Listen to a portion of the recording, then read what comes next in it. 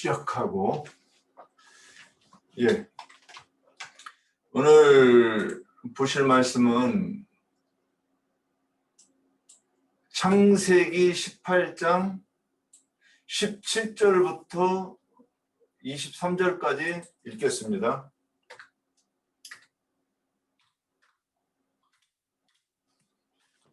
창세기 18장입니다.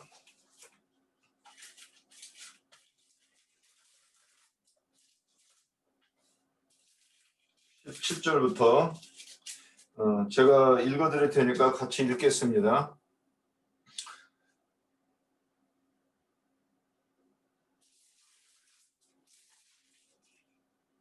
여호와께서 이르시되 내가 하려는 것을 아브라함에게 숨기겠느냐?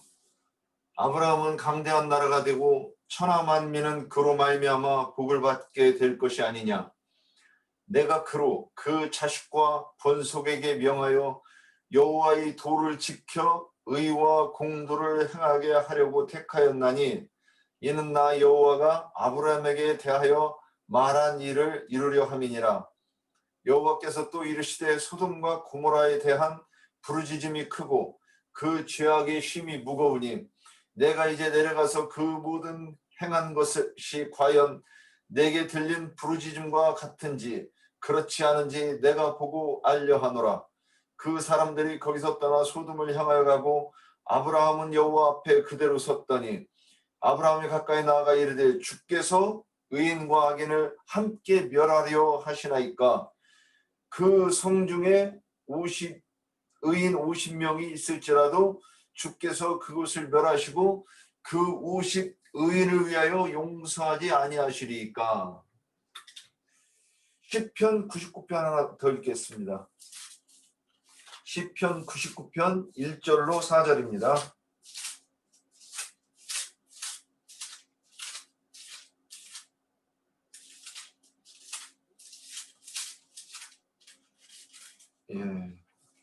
읽습니다. 여호와께서 다스리시니 만민이 떨 것이요 여호와께서 그룹 사이에 좌정하시니 땅이 흔들릴 것이로다. 시온에 계시는 여호와는 위대하시고 모든 민족보다 높으시도다. 주의 크고 두려운 이름을 찬송할지니 그는 거룩하심이로다. 능력 있는 왕은 정의를 사랑하느니라. 주께서 공의를 견고하게 세우시고 주께서 야곱에게 정의와 공의를 행하시나이다. 여기까지 읽고요. 제가 이 의에 대해서 이렇게 이제 묵상하면서 그냥 어렴풋이 이것이 하나님 성경에서 말하는 의가 이런 것이구나. 또는 그런 부분들이 있기는. 그런데 이게 이제 확정을 받은 것이 아니기 때문에 저도 계속 얘기하는데도 이제 저도 확정을 못하고 그래서 그런데 이게 오늘 이제 시편 99편 한번 주의해서 하나 볼 게 있어요. 99편 1절부터 이렇게 볼 때 2절 시온에 계시는 여호와는 위대하시고 모든 민족보다 높으시도다. 3절 주의 크고 두려운 이름을 찬송할지니 이렇게 있어요. 저는 이 크고 두려운 이름을 찬송할지니와 4절에 나오는 이 공의를 견고하게 세운다는 것과 이게 서로 연관성이 있어가지고 상호 보완해서 설명하고 있다고 저는 보였어요. 그래서 이 구절을 이제 제시를 했어요. 그러면 예수의 이름을 믿는다는 것과 우리가 공의라고 하는 것이 그러면 이 의와 공의는 항상 비슷하게 나와요. 또 왜 그러는가? 그러면 의가 나오면 꼭 또 반드시 하나 나오는 게 있어요. 악이 같이 나와요. 그래서 제가 공식으로 만들어 보면 악의 중간에 공의가 있어서 이것이 악이냐 의냐를 기준으로 하는 것이 이 공의라고 저는 이렇게 생각이 됐어요. 자, 그러면 이제 제가 여기까지만 말씀드리고, 그러면 우리 지체분들께서는 공의가 어떤 거라고 생각하는지 한번 일단 그 부분부터 먼저 한번 잠깐 나눠봤으면 좋겠어요. 자, 여러분이 먼저 일주일 내내 고민하시고 또 이 주님께 이게 무슨 뜻입니까 하고 물었던 것이 있을 거예요. 자, 말씀해 주세요.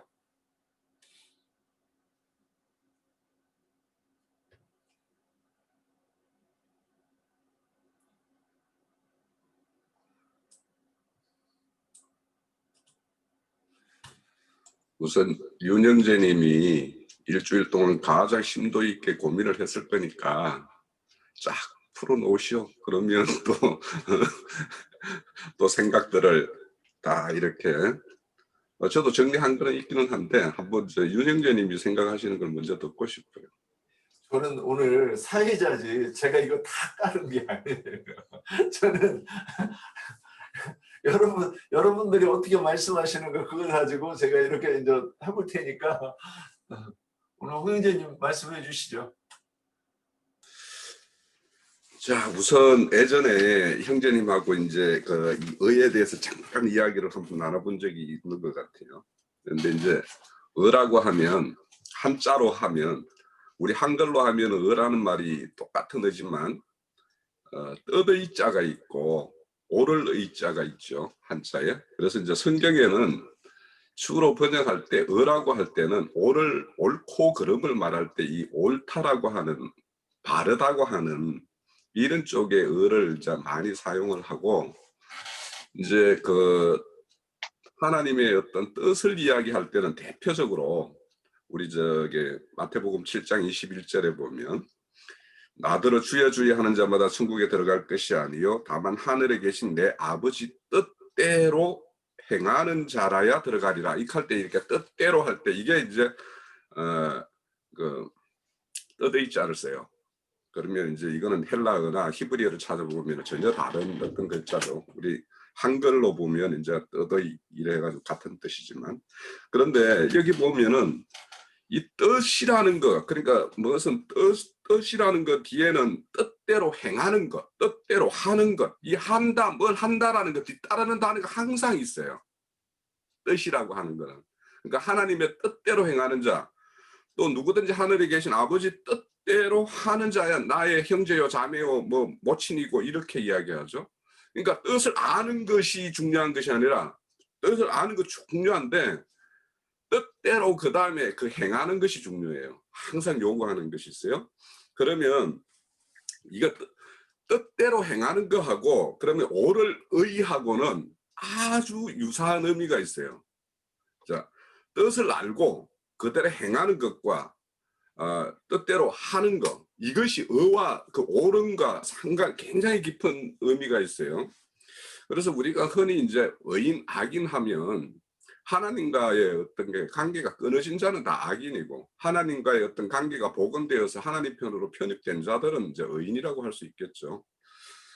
그래서 이제 그거는 결국에는 이제 크게 보면 세상을 떠나서 하나님 편으로 온 자, 또 그렇게 하나님 편으로 온다고 왔는데 오다 보면 그 중간 지점인 그 종교 체계라는 걸 한번 이렇게 대부분은 거치죠. 그러면 그 종교 체계에서 또 떠나서 주님이 말씀하시는 그곳까지 나온 자, 이런 자들이 이제 궁극적으로는 의인일 거예요.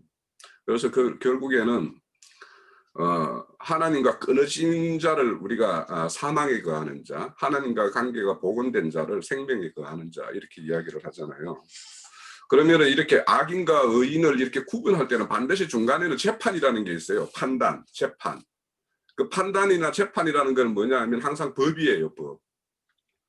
법을 우리가 흔히 말할 때 우리 성경에 말할 때 정의라고 말을 할 때 히브리어를 찾아보면 미시파트라고 나오는 것이 있어요. 코드가 4941번. 이게 재판, 뭐 뜻을 보면 심판, 재판, 법령, 규칙 뭐 이런 뜻인데 이 법령이 항상 중간에 딱 갈라서 법에 의해서 이제 딱 그 심판을 받는데, 그럼 구약에는 무슨 법이냐? 율법이죠.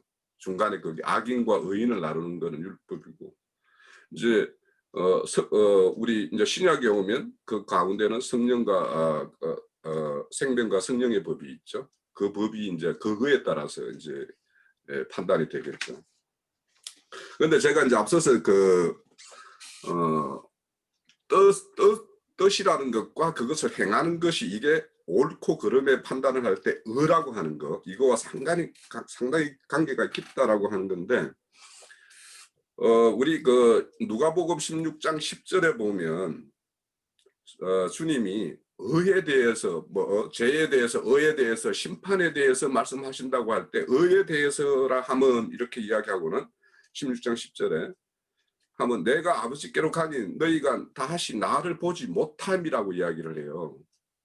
그러니까 의에 대해서 말을 하는데 내가 다시 아버지께로 가는 거라고 이야기해요. 그래서 너희들이 못 보는 거라고 그래요.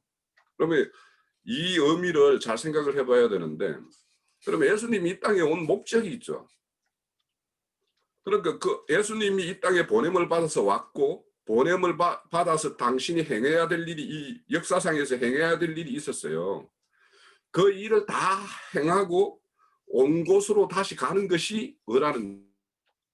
그러니까 이거는 뭐냐면, 의라는 거는 보냄받은 자, 또 지음을 받은 자, 그 받은 자들은 다 지은 자나 보냄을 받은 자의 목적과 의도가 있다라는 거예요. 그럼 목적과 의도를 다 하고 가는 것이 의예요. 궁극적으로는. 그래서 아까 하나님의 뜻대로 행하는 거, 뜻대로 하는 거, 이거하고 의와 상당히 관계가 깊다라는 거예요. 자, 디모데후서 4장 6절에서 8절을 한번 좀 성경을 펼 수 있으면 한번 펴보시죠. 디모데후서 4장 6절에서 8절. 이 디모데후서는 이제 바울 사도가 모든 사역을 거의 끝마칠 때 마지막 서신, 거의 마지막 서신이죠. 교회 목회를 하는 그 디모데에게 이렇게 마지막으로 교훈하는 어떤 말씀들이 이렇게 내재되어 있는 것이 이제 그 디모데후서인데요. 그 4장 6절에서 8절에 보면 전제와 같이 내가 벌써 부어지고 나의 떠날 시각이 가까웠도다. 나는 선한 싸움을 싸우고 나의 달려갈 길을 마치고 믿음을 지켰으니 이제 후로는 나를 위하여 면류관이 있는데, 어떤 면류관이 있냐면 의의 면류관이 있다고 그래요. 그러면 우리가 성경에 보면은 면류관이 할 때 생명의 면류관, 뭐 건강, 뭐 이런 앞에 그 면류관을 이렇게 지칭하는데 그 부사적인 의미로, 형용사적인 의미로 이렇게 꾸미는 말이 의의 면류관, 생명의 면류관 이러는데, 여기에서 왜 의의 면류관이라고 했을까? 지금 바울 사도는 이 땅에 태어나서 바울 사도에게 주어진 모든 책임을 다 하고 갈 시간이 다 됐죠. 그래서 모든 것을 자기가 맡은 거, 보냄을 받은 자, 어떤 이 땅에서 어떤 정인으로서의 삶의 어떤 모든 것들을 다 전제로서 다 붙고 이제는 모든 것을 다 이루고 마침이 되는 그때 주어지는 면류관을 의의 면류관이라고 하는 거예요. 그러니까 의라는 거는 자기가 맡은 바를 다 하는 것과 상당한 관련이 있다는 거예요. 또 히브리서 12장 11절에 보면 거기 보면 연단 받는 자는 의와 평강의 열매를 맺는다라고 이야기해요. 그러면 하나님이 말씀을 하실 때 여러 열매들을 이야기하는데, 여기에 보면 의와 평강의 열매를 말을 해요. 그러면 여기에서도 의라는 것은 연단 받은 자, 그러니까 연단을 우리는 이제 육신을 입고 있는 동안에 계속 연단도 받고 또 그래서 그거에 의해서 우리 안에 어떤 열매가 맺어지죠. 그래서 그 의라는 거, 그런 걸 한번 생각해 볼 수 있겠고요. 베드로 후서 2장 20절에서 22절, 이것도 한번 좀 찾아봤으면 좋겠는데요. 베드로 후서 2장 20절에서 22절.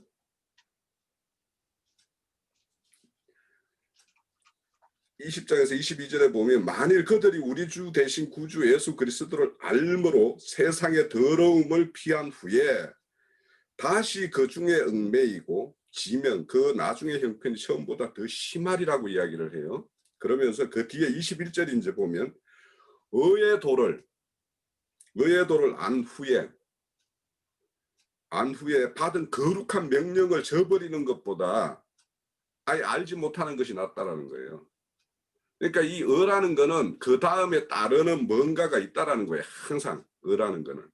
그러니까 의를 행한다라는 거는 의의 도라는 것은 뭔가 명령에 따라서 아니면은 우리를 어떻게 뭐 파송한 목적에 따라서 그 일들을 다 해야 할 그런 명령이 있다라는 거예요. 그래서 그런 것과 관련이 있겠다라는 생각이 들고, 그래서 이제 그 의와 뭐 공의가 항상 같이 나오고 정의가 이렇게 많이 나오는데, 이제 제가 얼마 전에 마쳤던 아모스에 보면은 정의와 공의라는 말이 굉장히 많이 나와요. 그래서 거기에 보면 정의와 공의를 말할 때 그 북이스라엘의 어떤 그 지도자들, 사마리아의 어떤 마음이 든든하고 교만한 자들, 이런 자들이 정의와 공의를 버렸다고 그래요. 그런데 하나님은 정의는 뭐 물같이 뭡니까? 공의를 강물같이 이렇게 흐르는 어떤 그런 것을 원하는데 그것을 그들이 이제 행하지 않는다라는 거죠.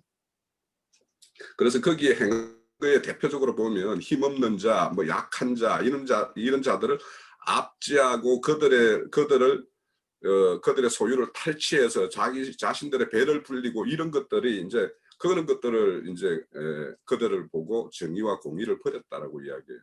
그러면 그들에게는, 그런 지도자들에게는 그런 약한 자, 압제받는 자, 이런 자들을 사실은 돌볼 의무가 주어져 있는데 그걸 거꾸로 행하는 어떤 그런 것이죠. 그래서 이제 자기 어떤 지도자면 지도자로서의 어떤 할 본분이 있고 그런 것이 있는데 그런 것들을 제대로 행하지 않는 것, 이런 것들을 이제 많이 이야기를 하고 있죠. 그래서 이제 우리가 이 심판에도 보면 이제 우리가 믿는 자와 믿지 않는 자는 그것을 믿지 않음으로 이미 심판을 받았다 하는 것이 요한복음 3장에 나오죠. 3장에 보면. 그러면 이제 이렇게 심판도 보면 그렇게 어떤 믿는 자와 믿지 않는 자가 이미 심판을 받는 것과 믿는 자들이 다시 서서 심판을 받는 그리스도 심판 때는 전혀 다른 것이거든요. 그래서 이제 그리스도의 심판 때에 보면 항상 그래요. 그 인자가 영광 중에 나타날 때 그때 각 사람들이 행한 대로 갚겠다 이렇게 이야기해요. 그 행한다라는 것은 뭐냐면 하나님이 그들이 할 뜻을, 하나님의 뜻을 우리에게 기록된 말씀이나 또 아니면 하나님의 말씀을 받은 어떤 증인들을 보내 가지고 다 이렇게 일러줬는데 그것들을 다 하지 않는 것, 이런 것들이 이제 결국에는 그리스도 심판 때에서 그들이 어떤 구속은 받았지만 그들이 할 바를 다 하지 못했을 때는 거기에서는 이제 그리스도 심판 때에서는 거기서는 상과 벌이 이제 나눠지는 거거든요. 그래서 그런 어떤 거. 그래서 우리가 이렇게 의롭다라고 하는 것은 이제 크게 보면 포면적으로 이렇게 크게 보면 뭔가 불의의 반대가 이제 의고 뭐 이렇고 또 하나님의 편에 서서 행하는 거, 이런 것들이 다 의로운 어떤 행위이고 이런 것이고, 또 우리가 흔히 이제 말하면 이제 신약에 오면 율법으로 행함으로 의롭다 함이 아니요 믿음으로 의롭다고 한다라는 거. 그래서 이제 이런 어떤 그 법이 바뀐 거, 그런 것들 차원의 어떤 그런 의와 불의를 나누는 것이 있는가 하면 더 깊은 차원에서 의와 불의를 나누는 측면이 있다. 그래서 이거는 이제 제가 요 정도로 하고 또 나중에 시간이 되면 요거에 대해서 좀 더 나가는 걸 내가 말씀을 드릴게요. 네. 예, 수고하셨습니다. 이제 여기저기 이렇게 이렇게 말씀을 이렇게 이제 쭉 풀어가셨는데, 예. 나현재님 초대해달라고. 아까 들었었는데 아직도 안 들어오고 계셨네. 나현재님께서 볼지어다 내가 문 밖에 서서 두드리노니, 그러면 두들기고 계셨어요. 들어오셨네. 들어오셨네요. 제가 문을 안 열어드리면 못 들어오시는 거죠? 예. 자, 그러면 나영재님께서 이렇게 말씀을 해주셨는데, 그 다음에, 의, 공의, 의, 악. 이 세 가지를 가지고, 이게, 이 부분을 저는 제가 보기에는 그랬어요. 저는 이걸 보면서, 야, 복음이 이런 내용인 것 같구나 하고 이렇게 이제, 어렴풋이 많이 이렇게 받았어요. 굉장히 오랫동안 이걸 이렇게 막 하여튼 계속 물고 씹었더니, 그, 이제 조금씩 이렇게 열리는 계시가 오는 부분이 있더라고요. 자, 황정환 형제님, 음소거 푸시고 내가 풀어드려야 될까? 안녕하세요. 네, 오늘 좀 시간이 좀 오늘은 좀 많이 있어서요. 공의에 의해 가지고 말씀을 좀 많이 좀 보았습니다. 그래서 성경에 나오는 이제 공의에 대해서 여러 가지를 읽다 보니까는 거의 90%가 하나님의 공의더라고요. 하나님의 공의. 어, 우리 인간으로서의 공의의 말씀은 거의 없고 거의 이제 하나님의 공의를 말씀하시는 것 같아요. 그래서 거기에서 제일 마음이 오는 좀 말씀이 하나 있어가지고요. 다니엘서 9장 18절하고 이제 19절입니다. 다니엘서 제가 먼저 읽겠습니다. 자꾸 이제 해보로 하려고요. 못 읽어도 좀 이해해 주시고요. 다니엘서 18장 19절입니다. 나의 하나님이여 귀를 기울여 들으소서. 눈을 떠서 우리의 황폐한 상황과 주의 이름으로 일컫는 성을 보호하소서. 우리가 그 앞에 강구하는 것은 우리 공의를 의지하여 하는 것이 아니요 주의 큰 긍휼을 의지하여 함이니이다. 주여 들으소서. 주여 용서하소서. 주여 귀를 기울이시고 행하소서. 지체하지 마옵소서. 나의 하나님이여 주 자신을 위하여 하옵소서. 이는 주의 성과 주의 백성이 주의 이름으로 일컫는 바램이니이다. 이렇게 많은 하나님의 공의가 있었는데, 아까쯤에 누가복음에 나오는 11장 42절의 공의도 하나님의 공의였고요. 아까 말씀하셨는데 했었는데 틀린 게 더 솔직히 많아요. 하나님의 공의. 그래서 계속 공의에 대해서 이렇게 말씀을 읽다 보니까 그러니까 우리 제사장이나 이렇게 선지자들이나 또 나나 기타 우리 인간들의 공의는 없더라고요. 보니까 다 하나님에 의한 공의로서 이렇게 말씀하시는 것 같더라고요. 거의. 그래서 이제 제가 이제 생각한 결과 우리가 공의의 정의는 그냥 제가 또 이렇게 또 잊어버릴까봐 성경에서 말씀하는 공의는 알파요 오메가이신 그리스도 예수님의 의미를 한다고 생각을 했었고요. 그 다음에 오로지 참 하나님이신 그리스도 예수님께서만 할 수 있는 공의라고 또 이제 생각을 했습니다. 그래서 이제 나의 공의 같은 거는 좀 없을 뿐더러 제가 이제 말씀에 이제 복음을 이제 잘 이제 받아서 나의 의는 이제 조금씩 이렇게 이제 쌓아갈 수 있는데 하나님의 공의는 내가 제게 할 수 있는 그런 게 아닌 것 같아요. 그래서 결론은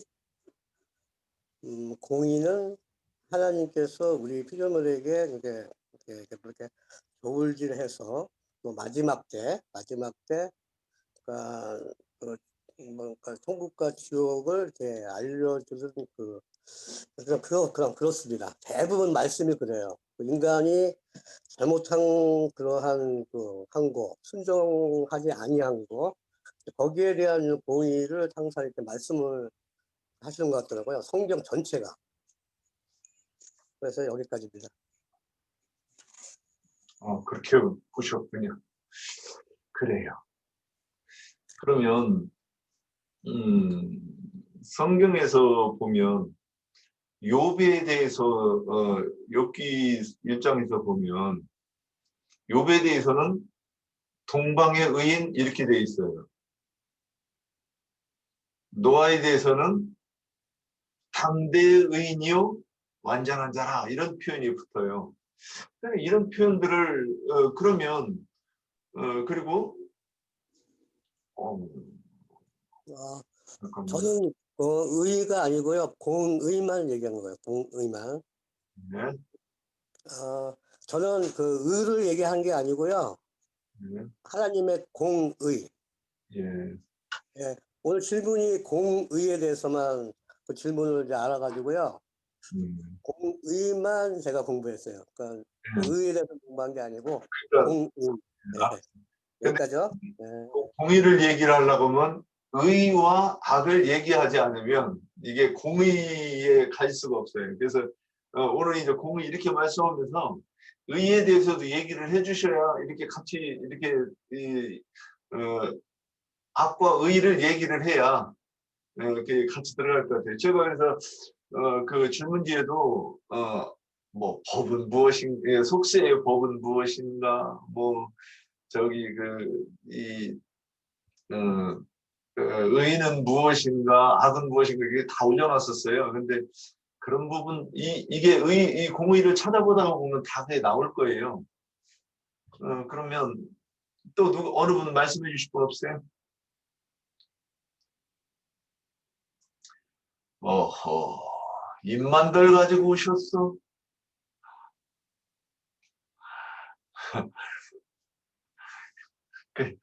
우리 정환이 형제하고 후 형제님만 네, 뭘 좀 가져오시고 다 입만 가지고 오시면 부패가 안 되지 않겠어? 제가 창세기 18장을 보면 자세히 읽어보면 조금만 눈여겨보면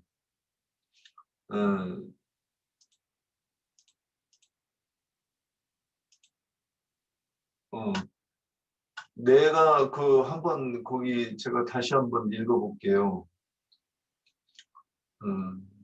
19절 내가 그로 그 자식과 권속에게 명하여 여호와의 도를 지켜 이 말씀이 눈에 딱 들어오더라고요.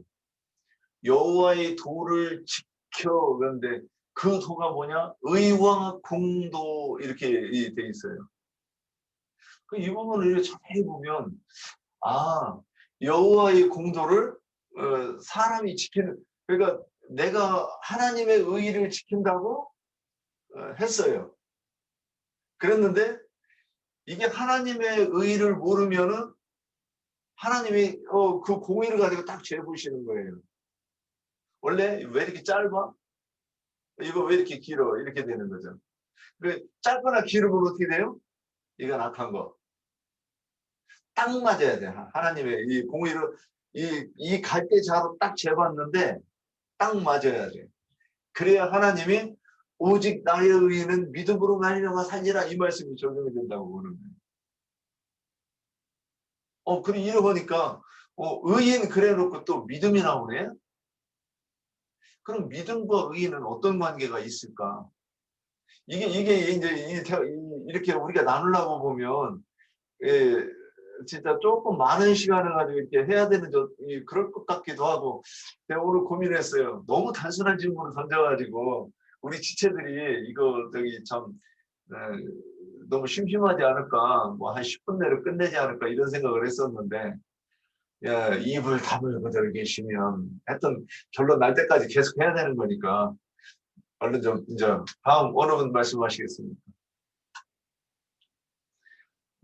저 이순희 자매님하고 김태순 자매님은 그냥 오시면 경고 드린다고 그랬는데 오늘 그냥 왔습니까? 아, 그래요? 기도 더 열심히 해야 되겠네, 김태순 자매님 위해서는. 이순희 자매님도 경고 어떻게 드시겠습니까? 아니면 순순히 합시다. 순순히. 제가 좀 더 이어갈게요. 우선 우리가 어나 불이나 이런 거는 어째 보면 우리 신앙 속에서 신앙하는 사람들이 나름의 이제 물론 인본적인 어떤 거는 어와 불이도 가 있겠고 뭐 그런 것도 있을 수 있겠죠. 하나님의 의와 뭐 세상의 의가 다를 그런 뻔한 거니까. 근데 이제 이게 어느 정도 이제 사람들이 우리가 숨을 쉴 때 산소가 어디 있지 뭐 이렇게 막 헤매면서 찾아면서 이거 숨 쉬지 않듯이 그냥 이렇게 살아 있으면 숨 쉬듯이 이 의와 공의에 대해서 아마 다들 머릿속에서 뭐 이렇게 그리고는 있을 거예요.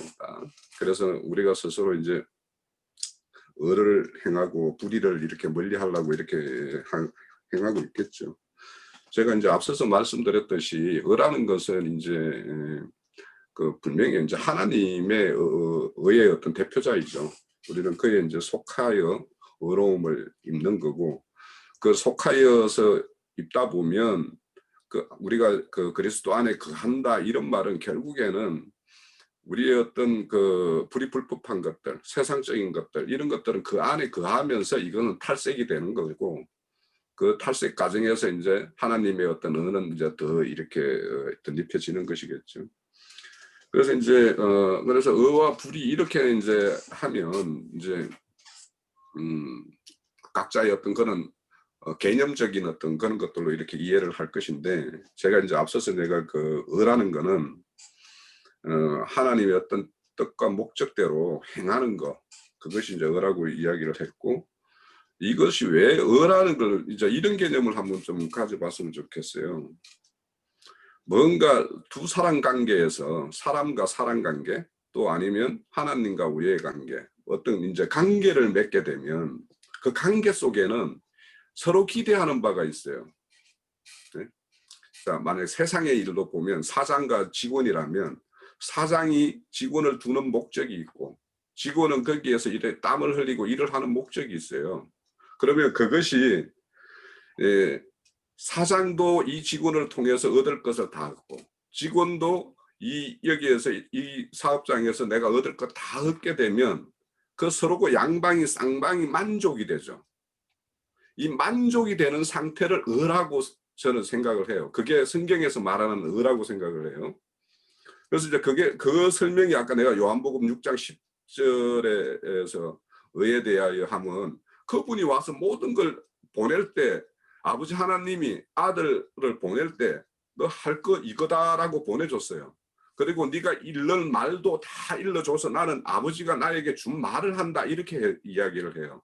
그렇기 때문에 아버지가 행하고 오기를 원하는 그 일을 다 마치고 아들이 아버지께로 가요.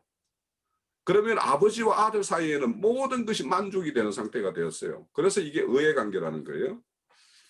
그래서 이제 아까 이제 디모데후서 4장에서도 바울 사도가 당신이 예전에는 믿음 없을 때 그러니까 사실은 그때가 더 믿음이 좋았다라고 하지만은 그것은 잘못된 믿음이었기 때문에 그것은 믿음 없을 때 행한 것이라고 이야기하고 바른 믿음을 가졌을 때 그가 행한 것을 4장 6절에 아까 봤듯이 자신의 모든 것을 전제로 다 붓고 이제는 이제 아버지께로 갈 날을 이렇게 기다리고 있는 이 상태를 말하면서 의의 면류관을 나에게 의의 면류관이 이렇게 예비되어 있다라고 말씀을 한 것처럼 그래요.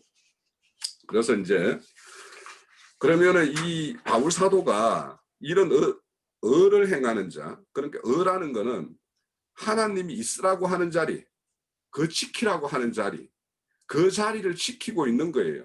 그러면 그 자리는 반드시 그 자리에서 행할 일이 있겠죠. 그래서 그 행할 일을 다 하는 것. 이것이 의를 행하는 거라고 생각을 해요. 그러니까 우리가 믿음으로 어렵다 이 수준에 좀 머물지 말고 이제는 거기에서 더 나가서 이제는 아들로서 유업을 받을 자로서 이런 자로서의 의가 무엇인가를 좀 고민을 해봐야 된다는 거예요. 그래서 이제 그거를 연결시켜서 아까 이제 앞서서 이제 내가 처음에 말씀을 드렸던 거와 연결시켜서 우리가 성경에 보면 바울 사도가 나는 빚진 자라고 이야기를 해요. 이 빚진 자의 그러니까 하나님의 어떤 참 복음을 깨닫고 나를 불렀어. 부름이 있었어요. 그럼 부름 받은 자는 반드시 뭐냐면 그 다음에 빚진 자의 자리로 가게 돼 있어요. 그래서 그 빚진 자의 자리에서 자기가 할 바를 다 행한 것이 바로 디모데후서 4장 6절에서 바울이 말하는 그 고백이라고 저는 보는 거예요. 그래서 우리가 빚진 자라는 거 이것을 잘 생각을 해봐야 되는데 그 마태복음 6장에 보면 주님이 제자들에게 주님이 알려준 기도가 있죠. 그 기도 중에 보면 우리가 우리에게 죄 지은 자를 사해 준 것 같이 우리 죄를 사하여 주옵시고 이 말이 나와요. 12절에. 그러면 이때 이 죄라는 것이 뭐냐면 빛이에요. 빛. 빛인데 이 빛이 뭐냐면 이거 지금 이미 제자들에게 알려주는 기도예요. 그럼 제자들은 이미 우리 그 마태복음 16장에 보면은 만달란트 빛 탕감 받은 자가 있죠. 그 만달란트라는 것은 인간으로서는 갚을 수 없는 빛이에요. 갚을 수 없기 때문에 그걸 죄가 되는 거예요. 죄. 그래서 빛이라는 것과 이렇게 죄라는 표현을 이렇게 같이 섞는 이유는 조금 이제 그 만달란트 빚진 자 할 때 그때 그 빚진 자하고 여기 이제 마태복음 6장 12절에서 좀 빚진 자라는 의미는 조금 달리 좀 생각해 볼 여지는 있어요. 그래서 그렇게 만달란트의 빚진 자의 그 탕감을 받은 자, 그 받은 자가 봐봐요. 여기에서 우리가 우리에게 죄 지은 자라고 할 때 이게 죄라고 하는 게 빚진 자란 말이에요. 우리에게 누구가 빚진 자가 있어요. 어떤 사람이 빚졌겠어요. 처음에는 예수님이 빚졌어요. 어떤 빚? 약속의 언약의 빚을 지고 있어요. 너희들에게 아브라함의 후손에게는 하늘의 별과 같이 뭐 이렇게 그 아브라함의 언약과 관련해 가지고 하나님은 이게 약속을 언약을 체결을 했어요. 그럼 언약을 이루어야 될 일이 있어요. 인간과 하나님 관계에서 언약이 체결되어 있으면 이게 인간이 해결할 수 있는 일이면 이게 하나님이 그냥 너희끼리 잘 해봐 이렇게 했겠죠. 그런데 그것이 아니기 때문에 하나님이 우리하고 언약을 체결을 했단 말이에요. 그래서 하나님과 인간 사이의 언약이라는 것은 반드시 하나님이 완성을 시켜야 되는 거예요. 그러면 그 완성시켰을 때 자 여기에 우리에게 죄 지은 자를 그러면 예수님이 그렇게 했고 그럼 예수님의 그 복음을 들어서 구원받은 자가 있죠. 그래서 만달란트 탕감받았고 탕감받아서 그 사람이 빛을 진 자리로 간 사람이 있는 거예요. 자 예를 들게요. 나영재님의 빛을 갖기 위해서 지금 열심히 하고 있어요. 나영재님이 받은 복음과 진리의 말씀을 깨달은 것을 우리에게 그 빛을 갖기 위해서 우리에게 열심히 지금 사역을 하고 있어요. 그러면 우리가 나영재님의 그 사역의 빛을 탕감시켜 주는 것은 뭔가 알아요? 우리가 나영재님의 일러주는 말씀의 의도를 잘 깨닫는 게 형제님이 탕감시키는 거예요. 나영재님의 어떤 의무를 다 하게 만드는 거예요. 그러니까 나영재님의 어떤 의무를 면제시키는 거는 우리가 나영재님의 어떤 가르침을 받고 같이 교회를 이루는 사람들이 의도대로 잘 따라가 주는 것이 나영재님의 빛을 갚아주는 거예요. 자, 그럼 우리가 우리에게 죄 지은 자를 그렇게 깨달았어요. 우리가. 그러니까 형제님이 가르쳐주는 깨달음을 받았어요. 그러면은 우리는 그 깨달음을 받으면 우리는 또 우리의 빚진 자가 있어요. 우리의 의무가 있더라. 그러니까 여기에 빚진 자라는 것은 의무를 가진 자 이런 뜻이기도 해요. 그러면 여기에 뒤에 우리가 우리의 죄 지은 자를 사해 준 것 같이 그러니까 여기는 말을 바꿀게요. 우리가 우리에게 빚진 자를 사해 준 것 같이 그 자를 면제시켜 준 것 같이 이제는 우리가 빚진 자가 됐단 말이에요. 복음의 빛을 지고 있어요. 우리가. 그러면 우리가 복음의 빛을 잘 면제 탕감을 받으려면 우리가 가진 이 말씀을 누군가에게 잘 이렇게 양육해서 그 사람도 하나님의 어떤 빛 가운데로 이렇게 인도하는 이 의무가 우리에게는 다 주어져 있어요. 이 일을 다 할 수 있게끔 해둘라라는 게 마태복음 6장 12절의 말씀이에요. 이게 그래서 로마서에 가면은 바울 사도가 로마서 1장 14절인가 가면 우리가 유대인이나 뭐 헬라인이나 다 빚진 자다라고 이야기해요. 바울 사도가. 왜냐하면 복음을 깨달았기 때문에. 그 깨달은 자는 빚진 자로 반드시 가게 돼 있어요. 그래서 그 빚진 자의 자리, 그 자리에서 자기가 맡은 것을 다 하는 거. 그걸 다 해야지 하나님과 그 말씀 맡은 자 사이에도 의가 되는 거고, 의로운 관계가 되는 거고, 서로의 어떤 만족이 되는 관계고, 또 내가 만약에 이제 형제님의 어떤 말씀을 받아서 우리가 또 누군가에 가서 복음을 잘 전개해서 그 사람이 복음 가운데 잘 정착을 하고 믿음을 키워가면 그 자하고 우리 사이에는, 그 사람하고 나 사이에는 또 의의 관계가 돼요. 그 사이에는. 그래서 이 의라는 것을 우리가 이제 뭐 이렇게 어떤 개념적으로 이렇게 이해하는 것도 참 중요한데, 이제는 우리가 어떤 이제 의를 하나님의 어떤 복음을 깨달은 자로서의 어떤 책임을 다하는 것. 그래서 이것이 다 되었을 때 하나님과 우리와 또 형제들, 지체들, 이들 사이에 어떤 그런 만족이 다 되는 상태, 이 상태를 의의 상태다라고 이렇게 이해를 가졌으면 저는 좋겠다라고 생각해요. 예, 수고하셨습니다. 그 말씀 듣다가 보니까 그 표현이 조금 이제 적용 게 있었네요. 나영재님께서 빚을 갚으려고 하는데 우리가 잘 들어주는 게 들어드리는 게 나영재님 빚을 탕감하게 해드리는 것이다. 그래서 이런 표현들을 들으면서 공감이 가네. 또는 그거 이상하네. 하여튼, 그걸 들으면서 또 이러는 것도 생각했네. 하여튼 이런 것들. 아까 이순희 자매님 기회가 없으셔서 말씀 못 하셨는데, 예, 기회 됐습니다.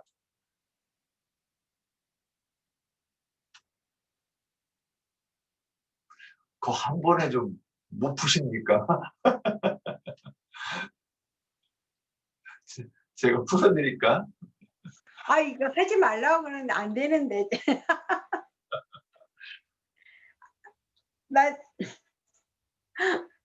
나는 좀 쉽게 간단하게 해볼게요. 의는 그 의이신 하나님이 의라고 보고요. 또 그 믿음이신 또 그 하나님을 믿는 것이 우리의 도리로서 그게 의를 이룬다고 보거든요. 히브리서 11장에 보면 히브리서 12장 11절 무릇 징계가 당시에는 즐거워 보이지 않고 슬퍼 보이나 후에 그로 말미암아 연단받은 자들은 의와 평강의 열매를 맺느니라. 그러므로 피곤한 손과 연약한 무릎을 일으켜 세우고 너희 발을 위하여 곧은 길을 만들어 저는 다리로 하여금 어그러지지 않고 고침을 받게 하라 했는데 아까 홍영재님 그 말씀처럼 의이신 주님을 믿고 그 의를 따라 행하는 것이 그 공의이신 주님을 나타내는 것이 아닌가 저는 그렇게 봐지거든요. 믿음의 길을 가면서 우리가 그 연단을 받을 때도 징계를 받을 때도 이것이 흔들리지 않고 제가 너무 힘들고 어려웠을 때 그때 이 말씀이 당시에는 즐거워 보이지 않고 슬퍼 보이나 그로 말미암아 연단받은 자들은 의의 평강의 열매를 맺느니라 했을 때 이 말씀을 주셨는데 그때는 도대체 그 말이 무슨 말인지를 모르겠더라고요. 근데 그런 과정들을 지나오고 나서 나중에 제가 이 말씀을 또 다시 보면서 그때 이 말씀을 그때는 무슨 뜻인지를 몰랐었는데 연단 받고 난 후에 그래도 이 말씀을 꼭 붙들고 이 길을 끝까지 왔더니 그래도 평강의 열매를 맺게 하시는 것이 믿음으로 말미암아 내 심령에서 정말 그 흔들리지 않고 그래도 평안을 누리게 해주시는 것이 그 의신 주님을 붙잡고 끝까지 온 결과라고 저는 그렇게 봐져요.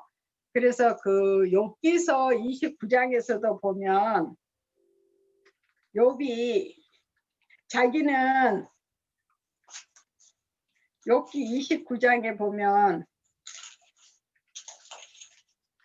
29장 그 14절에 내가 의를 옷으로 삼아 입었으며 나의 정의는 겉옷과 모자 같았느니라 그랬는데 말씀을 믿음으로 살았을 때 말씀을 믿고 살았을 때 나의 정의는 겉옷과 모자 같았느니라 그런 거 보니까 겉으로 행위로 나타나기까지가 정의가 아닌가 저는 그렇게 느껴져요. 여기까지입니다. 예, 수고했습니다. 그 내가 의를 옷으로 삼아 입었다 이 편에서도 주님이 내가 네 안에 네가 내 안에 그러면 이게 주님이 밖에 계시면 내 옷이 되고 주님이 안에 계시면 내가 주님의 옷이 되는 것이라고 이렇게 보이는 부분이 있었네요. 그 여기서 의를 옷으로 삼아 입었다 이것도 이제 또 이거를 깊이 묵상하면 또 이 부분도 할 말이 여기서도 많을 것 같네요. 또 어른분이 말씀해 주시겠습니까? 이런 기회가 있을 때 이 벙어리가 이 고침을 받아야 돼요. 이거. 이런 때 이런 기회가 없으면 어쩌다 한번 말하려고 그러면 제가 처음에 이제 우리 김자매가 묵상 안수 받고 이제 강대상이 생기니까 저보고 이렇게 일요일 오후에 말씀을 한번 증거해보라고 그래서 하는데 제가 듣기에도 참 들을 수가 없었어요. 근데 우리 김자매가 저 같았으면 그만해! 그랬을 텐데, 야, 그걸 2년, 3년 그냥 이렇게 들어주고 봐주고 하는데, 그러니까 조금, 한 5, 6년 지나니까 좀 나아지더라고요, 그게. 기회가 있을 때, 좀 횡설수설하고 이렇게 들어줄 때 해야 됩니다. 또 저게 뭐야? 좀 제가 또 좀 해볼게요. 시편 85편 10절에 한번 보죠. 시편 85편 10절. 10편.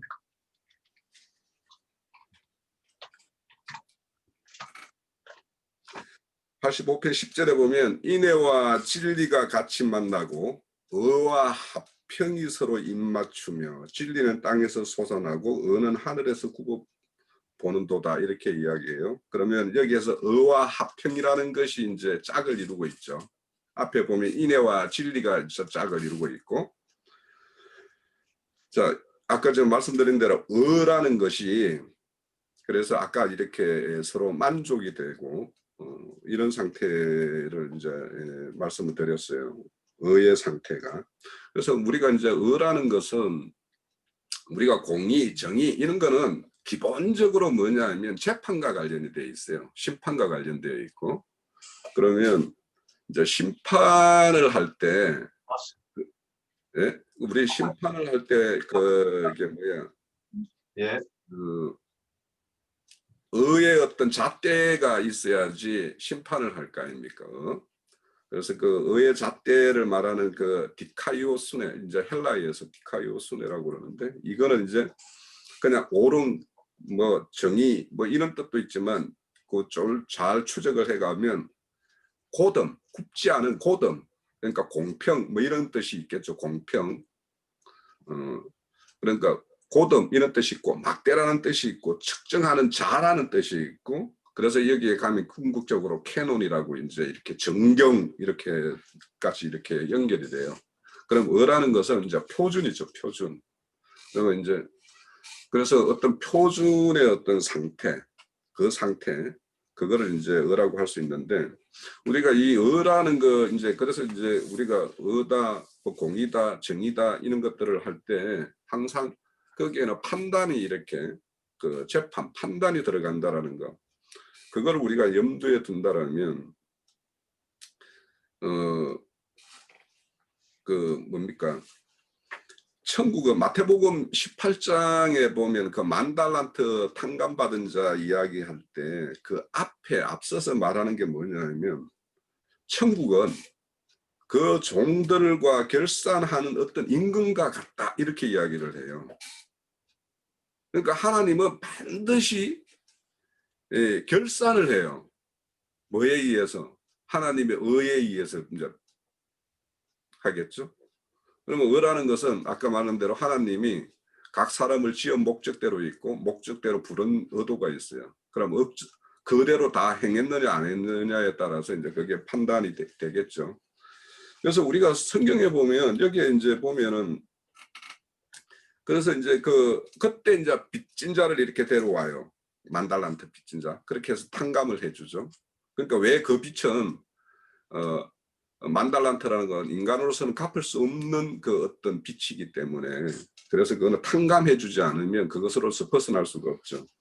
그래서 그런데 거기에 보면 이제 이어지는 게 보면은 뭐 동부종 뭐 100데나리온 빚진 자의 뭐 목을 이렇게 잡다가 이제 다시 임금에게 이제 끌려와 가지고는 이제 옥고를 치르게 되죠. 그래서 거기 보면 네가 그렇게 빚을 탕감받았으면 너희 동부 그를 불쌍히 여기는 것이 마땅하지 않냐 이렇게 이야기를 해요. 그래서 이것이 이제 결국에는 그 우리 구약의 어떤 면제년 그것이 이제 그대로 인용된 것이 이제 그 마태복음 18장의 이 이야기인데, 근데 여기서 우리가 이제 염두에 둬야 되는 것은 우리가 이제 이 신앙을 하면서 앞서 말씀드린 대로 하나님은 반드시 그 종들과 결산을 한다라는 거예요.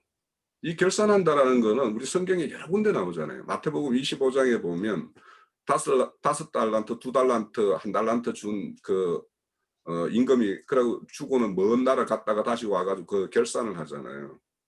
반드시 결산을 한다라는 거예요. 그리고 누가복음 16장에 보면 그 부자와 그것이 나사로 이야기 그 다음에 딱 이어지는 게 뭐냐면 불의한 청지기 이야기가 나와요. 또 결산을 하죠. 그 청지기하고. 또 누가복음 19장에 보면 난장이 세리 누구죠 그거? 우리 저기 윤영재님이 삭개오. 삭개오 이야기 다음에 딱 붙어서 나오는 말씀이 뭐냐 하면 열머나씩 이렇게 종들에게 주고 또 먼 나라 가는 임금의 이야기가 딱 나오죠.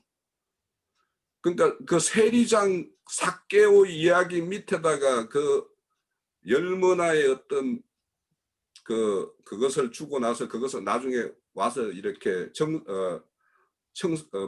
결산하는 거 이야기가 왜 나왔는지를 생각을 해보면 우리가 이렇게 이 오늘 공의와 정의의 어떤 의미들 반드시 이제 바르게 아는 것도 중요하지만 거기에 따라서는 반드시 의와 공의, 정의 이런 거는 거기에는 반드시 뒤에 따르는 것은 심판과 재판 이런 것들이 있다라는 거예요.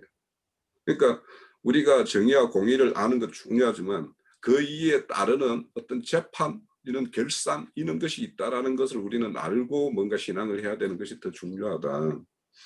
그래서 우리가 이런 어떤 그 어떤 잣대가 있고 그 잣대에 대해서 판단을 받는 자리에 우리는 반드시 서는데, 그래서 앞서서 말씀드린 대로 우리는 믿지 않는 자들은 이미 이 땅에 살면서 그냥 심판을 받았어요. 그렇지만 우리는 믿는 우리는 반드시 그가 행한 대로 이 하나님이 원하는 하나님과 우리 사이에 뭔가 의의 관계가 어느 정도 이루어졌는가에 대한 어떤 그 판단을 받는 것이 바로 그리스도의 심판대라는 것을 우리는 좀 그렇게 이해를 가지면 좋겠다. 예. 예, 수고하셨습니다. 저기 그래요. 선악간에 분별하옵소서 이런 말씀이 있죠.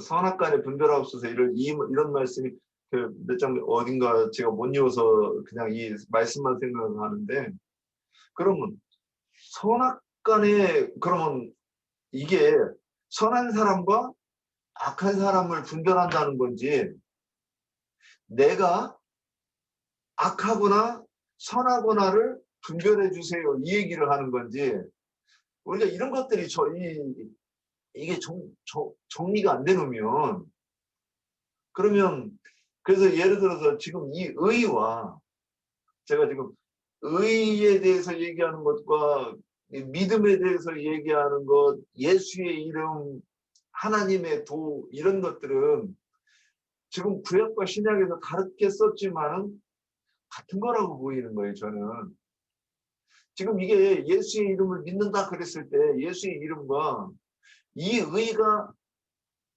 같은 뜻으로 보는 구약에서는 의라고 그랬고 신약에서는 믿음이라고 그랬는데 또 신약에서도 의라고 하는 말을 간혹 써요. 쓰는데 이게 같은 뜻 아니냐 이거죠. 그러면 같은 뜻 아니시면 믿음과 그 참믿음과 거짓 믿음에 대해서 얘기하고 있다고 보는 거예요. 이 악과 저기 의가. 그러면 이거를 그러냐 안 그러냐를 뭘로 하느냐? 공의를 가지고 재보는 거 아니냐 이 얘기죠. 지금 이렇게 만약에 이제 이 부분들이 이렇게 정리가 제대로 안 되면 이 성전 벽돌이 저는 이제 최근에 이렇게 봤어요. 아 벽돌이라는 거는 우리 지체들이 나겠구나 생각을 했어요. 아 벽돌이 아니라 성전을 지을 때 산에서 돌을 치석해 오는데 벽돌 모양이나 떠온 돌이나 모양은 똑같지요. 그런데 내가 지금 그 성전에 지어질 그 돌이 되려고 그러면 그 면이 6면이 있다고 이렇게 보여요. 그죠? 이 사면에다가 양쪽으로 하면 6면이에요. 저는 그걸 어떻게 이해를, 그렇게 딱 계시가 오느냐, 영감이 오느냐면, 아, 예를 들어서 믿음이다. 그러면 믿음에 대해 성경에 여러 가지, 그 다른 사건과 다른 표현으로 쓰여 있는 것이 여러 가지가 있어요. 그 이사야 43장의 표현으로 하면 성경은 짝이 없는 곳이 없다 이렇게 말씀하시는 것을 그 말씀과 연결해서 이 신자가 성전의 돌이 될 때도 이와 같이 어떤 말씀을 가지고 이 여러 군데 말씀을 가지고 내가 이게 신학적으로 그러니까 참된 신학으로 하나님에 대한 아는 것으로 정리가 돼서 내가 이 여러 면의 돌처럼 이렇게 딱 창과 강과 고가 같은 이 돌이 예수님과 같은 이 돌이 되는 것 아니겠는가? 뭐 이렇게 생각을 해봤어요. 근데 이거는 맞는지 안 맞는지는 모르겠는데 한번 두고 이제 이렇게 묵상을 해봐야 되겠다는 생각이 들어요. 그러면 믿음과 예수의 이름과 하나님의 저기 믿음, 의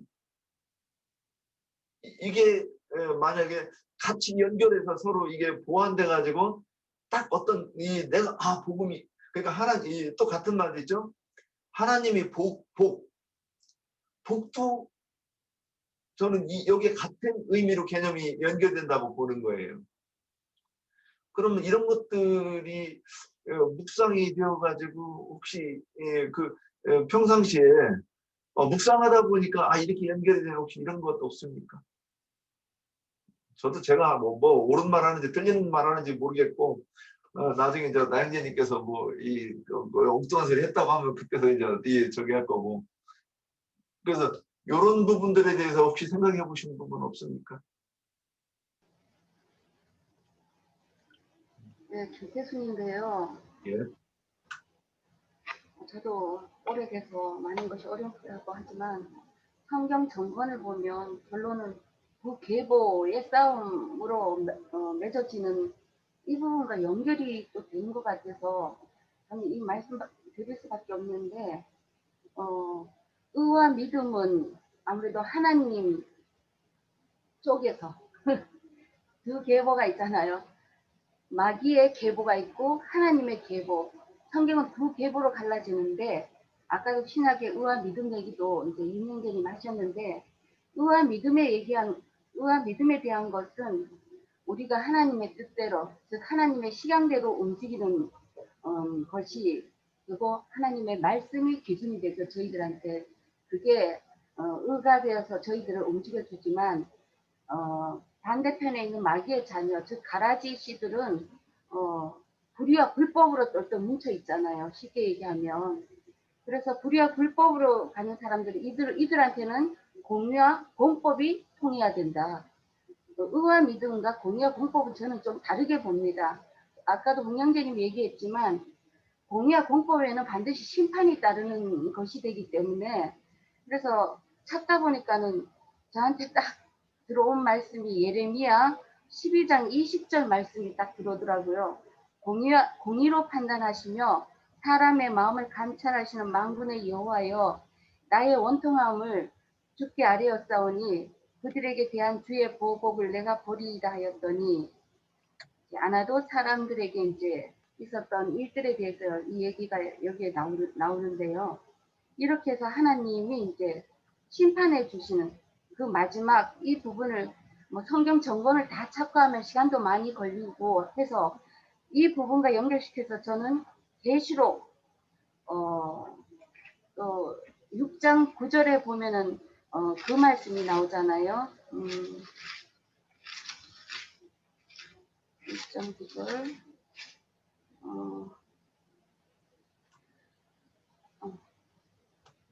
다섯째 인을 깨실 때 내가 보니 하나님의 말씀과 그들이 가진 증거로 말미암아 죽임을 당한 영혼들이 제단 아래에 있어 큰 소리로 불러 이르되, 거룩하고 참되신 대구제여, 땅에 거하는 자들을 심판하여 우리 피를 갚아주지 아니하시기를 어느 때까지 하시지 하나이까 했을 때 이제 좀 더 기다려라 막 이런 얘기가 쭉 나오고 있잖아요.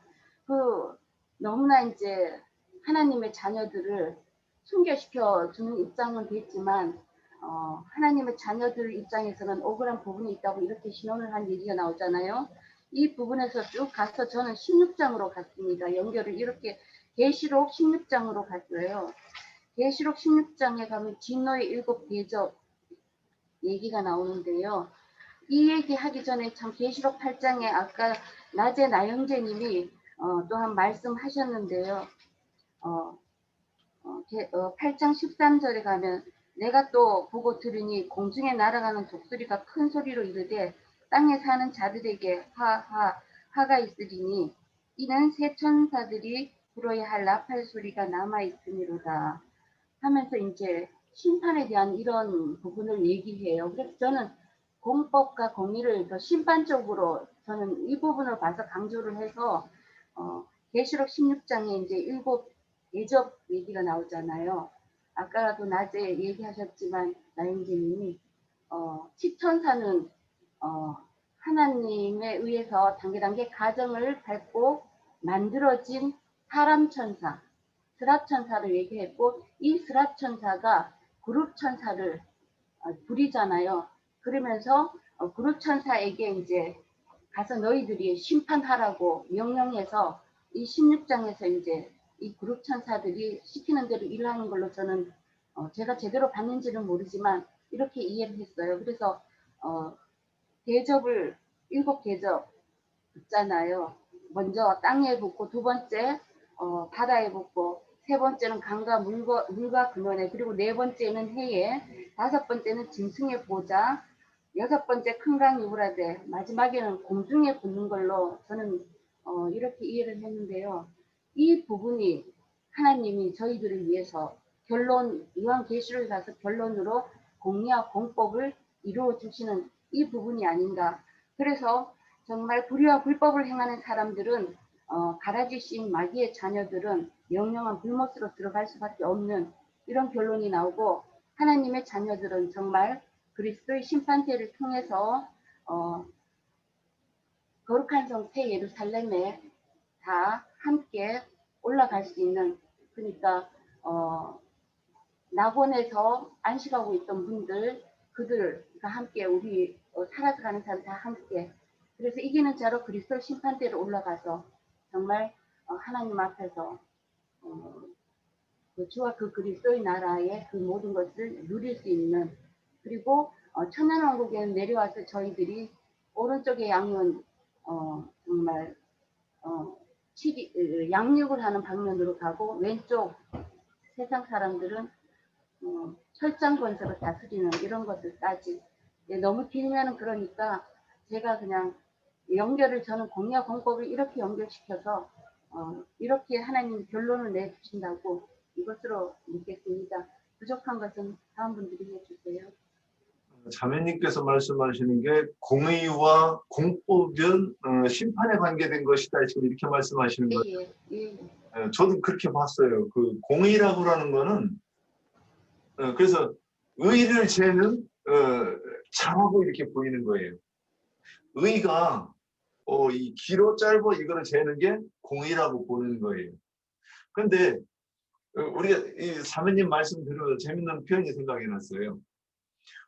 불의, 의, 둘 다 의자가 들어가는데 하나는 불자가 들어가요. 그 의는 똑같은 의인데 그래서 이 얘기가 이 부분을 좀 먼저 이해를 좀 해야 될 것 같아요. 그 우리가 하나님이 이게 이제 마태복음 17장에 이렇게 그 부분을 이게 딱 쉽게 이해하면 이 부분이 이게 딱 정리가 되는 부분인데 우리가 이 성경을 보고서는 아 이게 이런 뜻이구나 이렇게 이제 내가 이해했다고 계시를 받아요. 계시를. 근데 계시를 받았는데 하나님께서 이렇게 쟤 오해했는데 그 이제 하나님이 그러실 수가 있는 거예요. 근데 한 사람은 또 딱 하나님의 의도대로 딱 계시를 줬는데 잘 이해를 해가지고 사람들한테 그 증거를 해주는데 정확하게 아는 거예요. 아유, 저 분명히 두들겨줘야 되는데 어떻게 저렇게 내 마음에 쏙 들게 증거를 잘한다냐. 막 이래가면서 너무 흡족해 하시는 경우가 있을 것이고 한 사람은 짐이라고 막 이 핏대 올려가며 얘기하는데 그게 하나님이 의도한 거고 빗나가가지고 말씀을 증거하는 거죠. 그러니까 이게 뭐냐 하나님의 이름하고 연관이 있는 거죠. 이것이 이 내용이 예수와 그리스도께 대한 것이다 또는 이렇게 하고 이제 서로 증거를 하는 거죠. 내가 본 예수에 대해서 성경을 읽다가 보니까 내가 본 거기서 보이는 예수는 이런 분이셔 하고서는 증거를 했다 이거죠. 근데 그게 어떤 사람은 불이고 어떤 사람은 의다 이거죠. 그럼 그걸 뭘로 판단할 거냐는 거죠. 그러니까 하나님의 공의를 갖다가 딱 대면 이게 짧은지 길은지 나올 거 아니냐는 거죠. 그래서 의는 내가 진리라고 행하는 것이 의고 불의도 마찬가지죠. 저는 그렇게 이해를 했어요. 그래서 결국에는 성경을 이 율법을 어떻게 보느냐 이 얘기를 갖다가 불의냐 의냐 이렇게 얘기를 했던 건 아닌가. 그런데 이 부분을 우리가 제가 오늘 공의를 살짝 얘기하고서는 이제 우리가 속세의 법이 무엇이냐 이런 거를 좀 얘기를 해서 좀 이게 막 급하지 말고 천천히 가면서 이런 부분도 얘기를 한번 해보면 좋겠다 이런 생각이 들었었어요. 왜 그러냐면 우리가 학문적으로 또 배우는 입장에서 의 이렇게 얘기를 하면 이게 귀담아 안 들어올 수도 있겠다 이런 생각이 들어서 그러면 우리가 세상에서 속세에서 말하는 의가 뭐냐 이거죠. 속세에서 말하는 의. 그러면 한번 이런 부분을 지금 너무 많이 지금 와가지고 이게 저기인지는 모르겠는데 그러면 우리가 이제 각자 할 말이 많을 것 같아요. 속세에서 말하는 의가 뭔가. 그러니까 한번 가볼까요? 뭐 좀 돌아간다고 생각하고 한번 가볼까요? 우리가 이 땅에서 내가 자녀를 키우면서 자녀한테 이건 봐는 내가 자식새끼한테 꼭 가르쳐야 돼. 이런 거 있잖아요. 네가 내 자식으로서 나한테 꼭 해야 될 게 있어. 나 너한테 요구하는 거 이거 있어. 저 같은 경우는 남의 아들을 낳아가지고 남의 아버지가 되려고 하면 많은 재산을 물려줘야 된다. 이런 생각이 있습니다. 저는. 그래서 저 아들이 있었으면 욕 저도 많이 먹을 것 같긴 한데 각자가 이렇게 생각하는 것들이 있단 말이에요. 그런데 물론 이런 거 생각도 안 하고 사는 분들도 많다는 것도 알아요. 근데 우리 적어도 성경을 들고 진리를 추구한다고 해서 야 그런 생각을 안 했다고 그러면 어떻게 이 진리를 추구하겠는지 뭐 이런 생각이 들긴 들어요. 제가 이게 좀 건방지니까 뭐 이해하세요. 그런데 그러면 이제 한번 얘기해 볼까요? 이런 거 얘기하면 우리 홍현재님 의의가 뭐예요? 세상에서 생각나는 대로 그냥 한번 얘기해 보셔. 생각 안 할래요. 제가 먼저 하나 해볼게요. 바람 피면 안 될 것 같습니다. 황정환 형님요. 뭐 있어요? 저도 세상에서 의는 생각을 안 하려고 했었는데, 뭐 간단하게 남을 도와주는 게 의 아니겠어요? 그렇죠. 남 어려운 사람. 세상의 의니까. 그건 적극적인 의네요. 예. 이제 좀 수동적으로 야 이거 하면 안 돼 그런 생각하는 그런 의가 있을 것이고 진짜 선을 추구해서 적극적으로 하는 의가 있을 것이고 그래 남을 도와주는 거 또 생각나는 게 얘기해보세요. 아무튼 그런 종류인데, 그러니까 저는 이제 아까 집에 이제 1번, 2번, 3번, 4번, 5번, 6번 다 이제 생각을 이제 해봤어요. 생각을 해봤는데, 그러니까 속서의 법은 무엇인가 금방 그거예요. 그러니까 뭐 의라고 생각하면은 내가 생각한 자체가 내가 잘하려고 하는 그 의도 있잖아요, 그죠? 이제 그 의를 얘기하는 거 그 속세를 얘기했을 때 그 의를 하는 거고 또 2번의 율법은 무엇인가? 말 그대로 우리가 여태까지 이제 성경 배울 때 그 구약의 율법, 그죠? 율법이니까 이제 뭐 그것을 얘기하는 것 같고 3번 나의 의, 그러니까 자기의 의는 무엇인가? 근데 저는 이제 항상 얘기했지만 아직까지 나는 의가 없다라고 지금 했고 의는 점점 이제 복음을 이제 받아가면서 내가 의가 채워질는지 안 채워질는지는 아직은 이제 진행형이니까 그리고 그다음에 4번 선하다는 것은 무엇인가? 나로서는 하나님 앞에 선하다는 건 없어요. 근데 내가 내 정한이가 선하다는 거는 누굴 도와주거나 남의 어려움을 도와주거나 남이 돈도 없는데 나도 뭐 누구 엄두도 도와주거나 나에서 그거고 근데 하나님 앞에서는 없어요. 저도 하나님 앞에서는 항상 선이 없다 선하지 않다라고 지금 갖고 있는 거고요.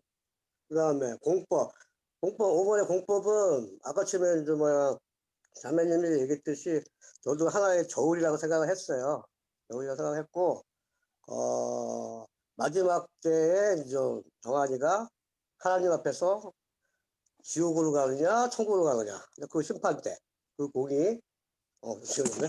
그리고 6번째 성령의 법 그리스도의 법은 무엇인가? 이것은 이제 내가 지금까지 계속 공부하고 복음을 받는 상황이라고 생각하고 마지막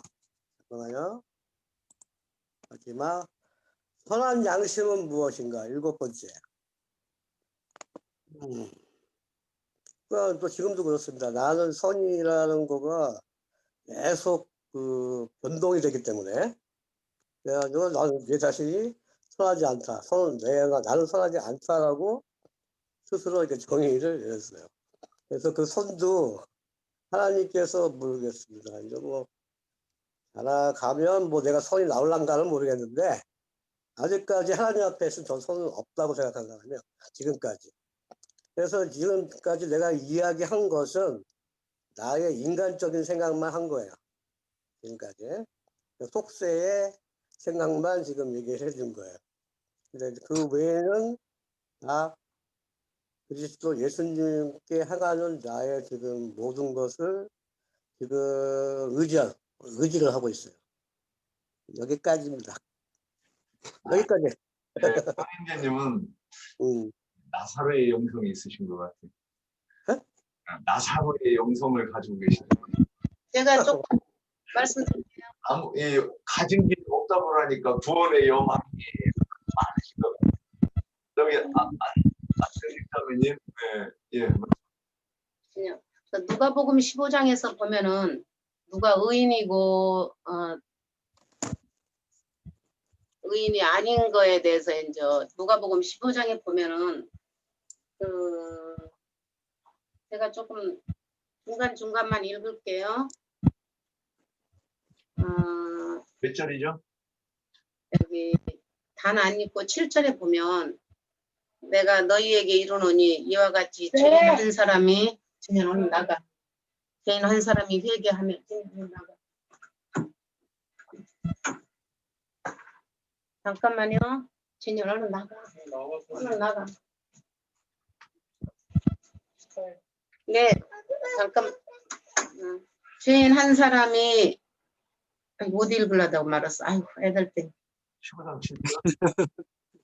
저기 집에 와서 그 법 잠깐만요. 15장 7절 읽었어요. 네, 내가 너희에게 이르노니 이와 같이 죄인 한 사람이 회개하면 하늘에서는 회개할 것 없는 의인 99으로 말미암아 기뻐하는 것보다 더하리라. 이제 그 밑으로 이제 이런 드라크마와 이제 아들을 되찾는 둘째 아들과 그 첫째 아들을 볼 때 형제님이 이제 말씀한 것이 제가 좀 생각이 났어요. 의인은 세상에서 둘째 아들로 비한다면 그 형은 아버지 말씀도 잘 듣고 어기지를 않았잖아요. 어기지도 않고 정말 이렇게 모든 사람이 다 볼 때 흠이 하나도 없는 자였잖아요. 그런데 주님은 그 자를 의인이라고 하지 않고 회개할 것이 없는 99 비유되는 그런 사람들은 주님이 볼 때는 의인으로 생각지도 않는다는 걸 좀 봤거든요. 왜냐하면 회개할 것이 속 썩이지도 않고 말만 잘 듣고는데 무슨 회개할 게 있겠어요. 회개할 것이 아무것도 없기 때문에 자칭 자기가 의인인 거잖아요. 그런데 이제 둘째 아들은 아버지 그 재산을 달라고 해서 허랑방탕하고 왔을 때 먼 곳에 갔다가 지업 열매도 주지 않고 나중에는 이제 줄여 죽게 생겼으니까 그때 이제 손 들고 왔을 때 그래서 하나님이 볼 때는 정말 죄를 안 짓고 아버지 말씀을 잘 들으면 좋겠지만은 우리 인생에 그런 사람이 없잖아요. 그런 사람이 있다고 보면 그것이 바로 저는 죄인이라고 봐요. 사람은 선한 사람이 하나도 없거든요. 그래서 주님이 보는 개념은 사람이 보는 관점과는 반대니까요. 그래서 주님이 이제 아까 이순희 자매님 말씀한 것처럼 의인은 주님이시잖아요. 그리고 말씀으로. 근데 이제 우리는 의인이 될 수가 없어요. 우리는 선한 자도 될 수가 없고 선한 선생은 한 분이고 그러나 왜 둘째 아들이 의인이 되느냐면 회개하고 돌아왔기 때문에 자기 지난 날을 다 회개하고 돌아왔기 때문에 주님이 의인이라고 인쳤다고 저는 믿어져요. 그래서 이 땅을 가면서 하나님을 믿으면서 우리가 이렇게 가지만은 굴곡진 곳들이 너무 많잖아요. 구덩이도 얕은 구덩이가 있고 중간 구덩이가 있고 요셉 형제님이 빠졌던 물 없는 구덩이가 있듯이 그렇게 더 깊이 빠지면은 더 깊이서 나오면 주님이 손을 잡아줘야 나오지 나올 수가 없잖아요. 자기 스스로는 나올 수가 없잖아요. 근데 이제 얕이 빠질 때는 자기가 누구 의지하지 않고도 나올 수가 있다고 봐요. 우리도 길 가다가 얕은 구멍에 빠지면은 나올 수가 있지만 진짜 천길 낭떠러지로 떨어졌을 때는 누가 손을 잡아줘야 되는데 그게 바로 주님한테 그 요나에서 보면 서울의 뱃속에서 기도했던 것처럼 성전을 바라보고 그렇게 할 때 주님이 이제 꺼내 주셨는데 꺼내 주시는 그 영혼이 주님이 의인이라고 인정할 수밖에 없다는 걸 저는 좀 봤거든요. 그래서 여기 그 마태복음에서 창세기에서도 보면 아브라함이 그랬잖아요. 그 롯이 그 소돔성에 거기를 다 심판한다고 할 때 50명에서부터 나중에 10명까지 했을 때 10명이 없어서 심판을 한 거예요. 그래서 우리가 믿는다고는 하지만은 그렇게 주님을 믿고 따라가기가 쉽지 않다는 걸 저는 조금 봤어요.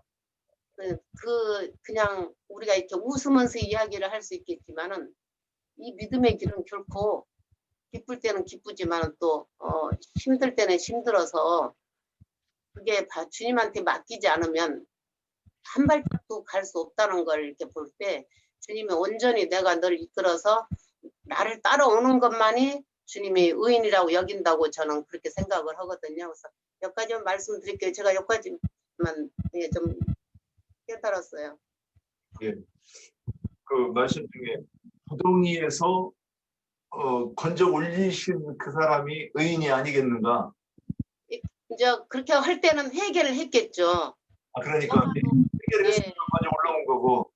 요나도 스울의 뱃속에서 성전을 바라보면서 기도를 했잖아요. 그 회개하는 모습이잖아요. 근데 주님은 그냥 그러니까 뭐라고 말할까, 천연적인 사람을 의인이라고 하지 아니하고 반드시 주님 손 안에서 발굼을 받고 불 속에서 꺼내서 주님한테 꺼낼 때는 고통스러우니까 주님한테 회개하고 돌이킨 사람을 의인이라고 저는 한다는 말씀을 저는 드리고 싶어요. 예. 이제 저도 잘 들었고요. 그러니까 주님이 꺼낼 때 머리채 잡고 그냥 꺼내시나? 아니면 내 손 잡아 그러시나? 내 손 잡으라고 그러죠. 그러면 안 잡을 수도 있네요. 아이고, 안 잡을 수가 없죠. 주님이 손 내밀 때 안 잡으면 그건 안 잡을 뿐만 아니라 물어버리기도 하는데 그래서 부지런해요. 그럼 물어버린다니까. 주님이 이제 뭐 그거는 주님 판단할 문제고 이 영혼이 주님한테 메인바가 되고 주님한테, 그리고 영혼이 주님한테 메인바가 되지 않은 사람은 주님 불구덩이에 넣지도 않는다고 저는 생각해요. 예, 이제 무슨 말씀인지 무슨 말씀 하려고 하는 건지 알아듣는 것 같긴 한데, 그래서 구덩이 건짐을 받았다고 그러는 거는 뭐 우리 지난주에도 인용해봤지만 그 구덩이가 꼭 안식일에 빠지는 구덩이잖아요. 안식일에 빠져야 주님 자신이 안식이잖아요. 나오면 돼, 그냥 겨 나오면 돼. 그래서 그 구덩이는 해주지 않으면 못 나와요. 안식은 주님 자신이기 때문에 주님께서 빠지면 주님이 건져 주시잖아요. 누가 이게 잡음이 엄청 심하네. 누가 마이크 쓰고 오는 사람. 여기는 괜찮은데. 선생님, 제 거 이 마이크가 안 좋아서 그런가 봐요. 그러면 그래서 그 천사를 보내가지고 구덩이를 건져 주셔야 되는데 주님이 내민 그 손을 잡은 그 내용이 이게 설명이 돼야 이게 의가 설명이 되는데, 그러면 형제님, 그거는 꺼냈는가? 손으로 잠깐만 손으로 쥐어서 집어서 달라는 거잖아. 형제님이 깨달아 계시로 알아야지. 그건 다 각자 틀리니까. 그래서요. 그러니까 그 손을 잡고 나왔다고 하는 거는, 그래서 그게 이제 우리가 손을 건넸고 잡았다 이렇게 표현이 되지만 그게 말씀이 공급될 때 거기에 응한다는 얘기 아닌가. 말씀을 이제 듣고 그 말씀에 따라서 주님이 그 말씀으로 그 영혼을 주님이 살리셨다면 끝까지 책임진다는 걸 저는 믿어요. 그래, 이제 한번 더 설명해 봅시다. 그러면 혼의 구원을 받고 몸의 구원을 받는 거, 이거를 얘기하는. 구원을 이루고. 예, 그렇겠네요. 예, 혼의 구원을 이루어 가는 거. 주님한테 꺼냄을 받으면서 혼의 구원이 이루어져, 이제 구원을 이뤄야 되잖아요. 왜냐하면 금도 그 연단을 하려면 계속 넣다 뺐다 하면서 섞인 것이 없이 해야 금이 신의 성품으로 나오는 거잖아요. 금은 신의 성품으로 말씀드리잖아요. 예. 그래서 그 속에다 넣다 뺐다 할 때 그 모든 찌꺼기가 다 이제 떨어져 나간다는 걸 저는 좀 느끼거든요. 불순물이 다 제거가 돼야, 그래야 또 내 안에서도 천국이라는 것을 누릴 수 있는 것이지, 내가 가진 거 많고 내가 의인이고 나는 아직까지, 이거는 설명을 저는 뭐 어떻게 드릴 수는 없겠지만 내가 아는 것으로 내가 모든 걸 꿰뚫어 본다고 해도 그것은 자기 자신에서 보는 것이고, 주님 안에서 볼 때 인침을 받고 주님 안에서 우리가 함께 죽고 함께 장사되고 함께 부활 생명으로 나했다는 체험이 있을 때 주님이 좀 깨닫게 알게 해주신다고 저는 그렇게 생각을 해요. 방금 얘기하실 때 피함을 잘 그렸다고 생각을 했는데 거기에 정성스럽게 다리까지 그려주셔서 감사합니다. 네. 그래서 아까 첫 번에는 이 구덩이에서 건지는 것을 얘기하셨고, 두 번째는 경금되는 그 과정을 가지고 얘기하셨네요. 네. 그러면 건져내가지고 이제 이루어야죠. 이제 네, 그러니까 나가는 거. 경금을 단련할 때마다 뭐 불순물이 빠져나가지 않습니까? 그렇죠. 네. 그냥 환경을 통해서잖아요. 단련한다는 거. 불 속에 넣는 것은 환경이잖아요. 그러니까 녹여서 그러면 그때마다 이 금을 가지고 예를 들었는데 그 빠져나가는 것이 무엇인가? 불순물이죠. 우리 옛사람 옛상품들이 빠져나가는 거죠. 주님이 불 속에다 넣고 단련 받을 때. 옛성품, 네. 마귀의 성, 나의 모든 그런 주름 잡힌 것이나 흠이나 그런 것들. 네, 마귀의 성품. 그러면 실제로 그게 뭐죠? 마귀의 성품. 음질이 너무 안 좋아요. 윤영태님, 주님이 그만하라고 그런 것 같아요. 네, 저는 여기까지 할게요. 기운도 없어. 제가 중간에 문제 제기를 하나 할게요. 이게 우리가 죄인인가 의인인가? 그러니까 우리가 이제 우리 어떤 실상이 보면 우리가 옛사람의 어떤 그런 속성을 가지고 있기 때문에 의인이라 하기도 그렇고, 그러면 또 죄인이면서 또 하나님의 아들이라고 이야기하면 그것도 또 앞뒤가 맞는 말이 아니잖아요, 이게. 네? 그러니까 이게 지금 우리가 우리의 어떤 정체성에 대해서 이게 좀 진짜 정리가 돼야 될 것 같다라는 느낌이에요. 그러면 형제님은 어디에 하고 계세요? 문제 제기할 게 아니고 형제님이 자, 잠깐만요. 그래서 뭐냐면 하나님이 우리를 어렵다고 여겨줬어요. 그러면 우리 스스로 하나님 앞에서 이게 의인으로서의 어떤 행할 바, 또 어떤 불의자로서의 어떤 행하는 바가 어떤 것인지 우리가 이제 구분하잖아요. 잠깐만요. 네? 오디오. 저기 안자매님 저기 소거 좀 해보시죠. 어디에서 소음 나는지는 모르겠는데 지금 윤 형제님 아니면 안자매님 자리에서 소리, 예, 안자매님 자리에서 나는 거였네. 예, 소리가 웅웅하는 소리가 안자매님 자리에서 이렇게 소리가 들렸어요. 그래서 거기만 켜면은 소리가 웅웅 울려가지고 안 들려요. 지금. 그러니까 여기서는 안 그러는데 밖에서 애들이 그래서 그런가. 제가 음소거 할게요. 예. 그래서 이게 이제 우리가 우리의 어떤 죄를 속하기 위해서 주님이 오셔서 피 흘려 주셨는데, 그래서 우리가 믿음으로 어렵다고 했는데, 주님 앞에서 우리가, 그러니까 우리를 어렵다 하기 위해서 그분이 오셨고 그렇게 피 흘려 줬는데, 그분 앞에서 계속 저는 죄인입니다 하는 게 맞는 건지, 예?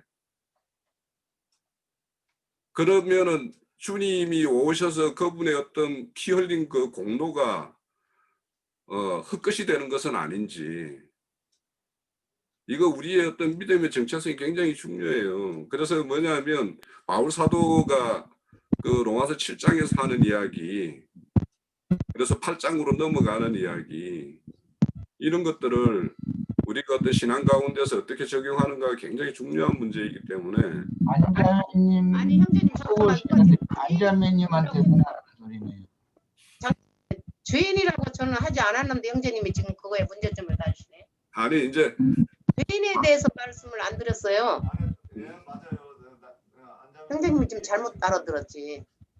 아니 그래서 이제 우리가 죄 없다 하면 속이는 자요라고 했을 때, 그 죄를 없이 하기 위해서 그분이 오셔서 인자로 오셔서 우리에게 모든 걸 이제 그 대속을 행하셨는데, 그러니까 우리 스스로, 그러니까 우리가 죄를 짓지 않는, 그러니까 우리는 이미 모욕한 자라고 이야기를 하는데, 모욕한 자가 우리 스스로 모욕한 자인데, 그럼 모욕한 자들을 우리가 스스로 우리가 죄인이라고 이렇게 규정하는 게 맞는 건지.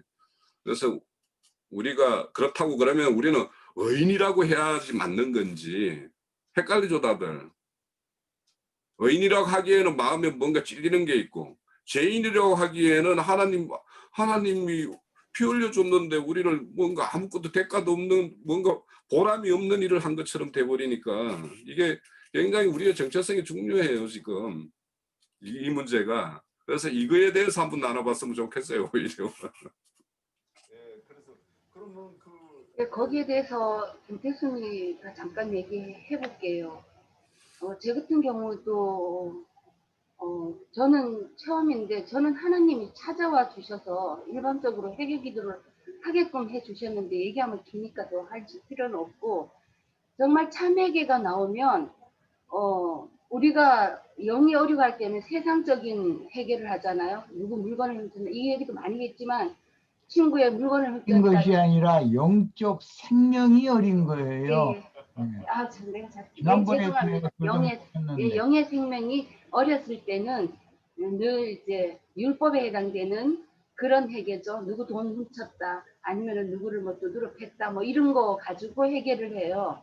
그렇지만 영이 이제 어느 정도 자라면은 하나님이 한 번도 저는 회개를 하게 한 것 같더라고요. 예전에 모를 때는 그냥 그런 얘기가 회개인 줄 알고 있었지만, 참 하나님 안에 들어오니까는 하나님 그냥 찾아오셔서 저한테 그냥 비피티움이라는 걸 하시면서 저절로 무릎 꿇고 회개하게 만들어 주셨는데요. 그거 하고 나니까 어머, 내가 섬겼던 하나님이라고 그 알았던 하나님이 참 하나님이 아니었구나를 성경 말씀 속에서 깨달아지더라고요. 내가 지금까지 믿었던 그 하나님이 나는 참 하나님인 줄 알았는데 그게 땅에 속한 마귀에게 속한 하나님이었네. 이게 느껴지면서 내가 두 노선 얘기도 그래서 또 들어오게 됐는데요. 참 하나님의 노선은 하늘에 있는 그 하나님의 노선은 이 땅에 속한 것이 아니야. 그 회개를 하고 나니까 그게 알아지더라고요. 그래서 영이 자라고 나면 그 참회개가 되어지면 하나님께서 이제 너 의인이 됐다라고 봐주는 걸로 저는 그렇게 인식이 되어졌어요. 그래서 난 이제 하나님의 자녀가 되었구나가 이게 믿음이 오더라고요. 이러면서 믿음이 저는 온 것 같아요. 그러면서 그래 아버지, 그러면 믿음이 오고 나면은 누가 뭐라 해도 나는 하나님 아버지의 자녀야, 이게 되어지는 거예요. 누가 뭔 소리를 해도 나는 이제 하나님이 하나님의 자녀라고 해줬어. 어딜 가서도 당당하게, 전도도 물론 뭐 잘하지는 못하지만 그래도 당당하게 할 수 있는 힘이 생기더라고요. 다른 말로 하면 강하고 담대함이라고 얘기를 해야 되나요? 성경적인 표현으로 보면 그런 것이 들어오면서 어머 나 죄인인데 어머 기주고 이렇게 하면서 전도 못하는 게 아니라 나는 하나님의 자녀가 되기 때문에 아버지가 그렇게 해주기 때문에 난 아버지 앞에서 당당하게 전도할 수밖에 없다. 이런 마음이 주어지는 거를 저는 전도하면서 그런 체험을 참 많이 했어요. 제가 몰랐는데 저는 혼자 가서도 당당하게 전도를 참 잘했던 것 같아요. 그걸 저는 몰랐는데 옆에 있던 내가 언니는 참 그랬네 이 얘기를 해주면서 알게 됐어요. 그래서 내가 정말 하나님의 자녀가 맞구나라는 거를 그때 한번 체험을 한 거를 말씀드리고 싶어요. 그래서 그런 부분에서 일단은 참회개가 되어지면 하나님의 자녀로 되어지는 것을 하나님과 나의 관계에서 그 믿음적으로 알아지게 된다. 저는 이 부분을 좀 강조하고 싶습니다. 얘기할 건 많지만 다른 사람도 해야 되니까 여기까지만 하겠습니다. 자꾸 눈치를 줘서. 아무튼 눈치.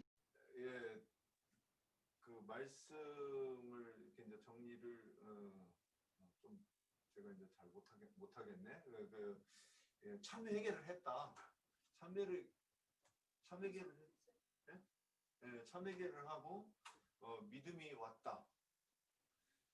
우리가 많이 이 부분도 많이 나눈 말인데 자매님이 쓰니까 조금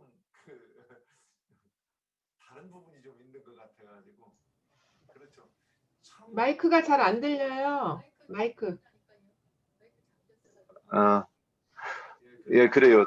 참 믿음과 참 회개가 왔다고 하면 예, 의인이 됐다고 하는 거죠. 근데 제가 오늘 이거를 어떻게 끌고 가야 좋을지를 모르겠네. 일단 시간이 좀 많이 됐으니까 오늘은 여기까지. 황정환 형제님 하실 말씀 있으면.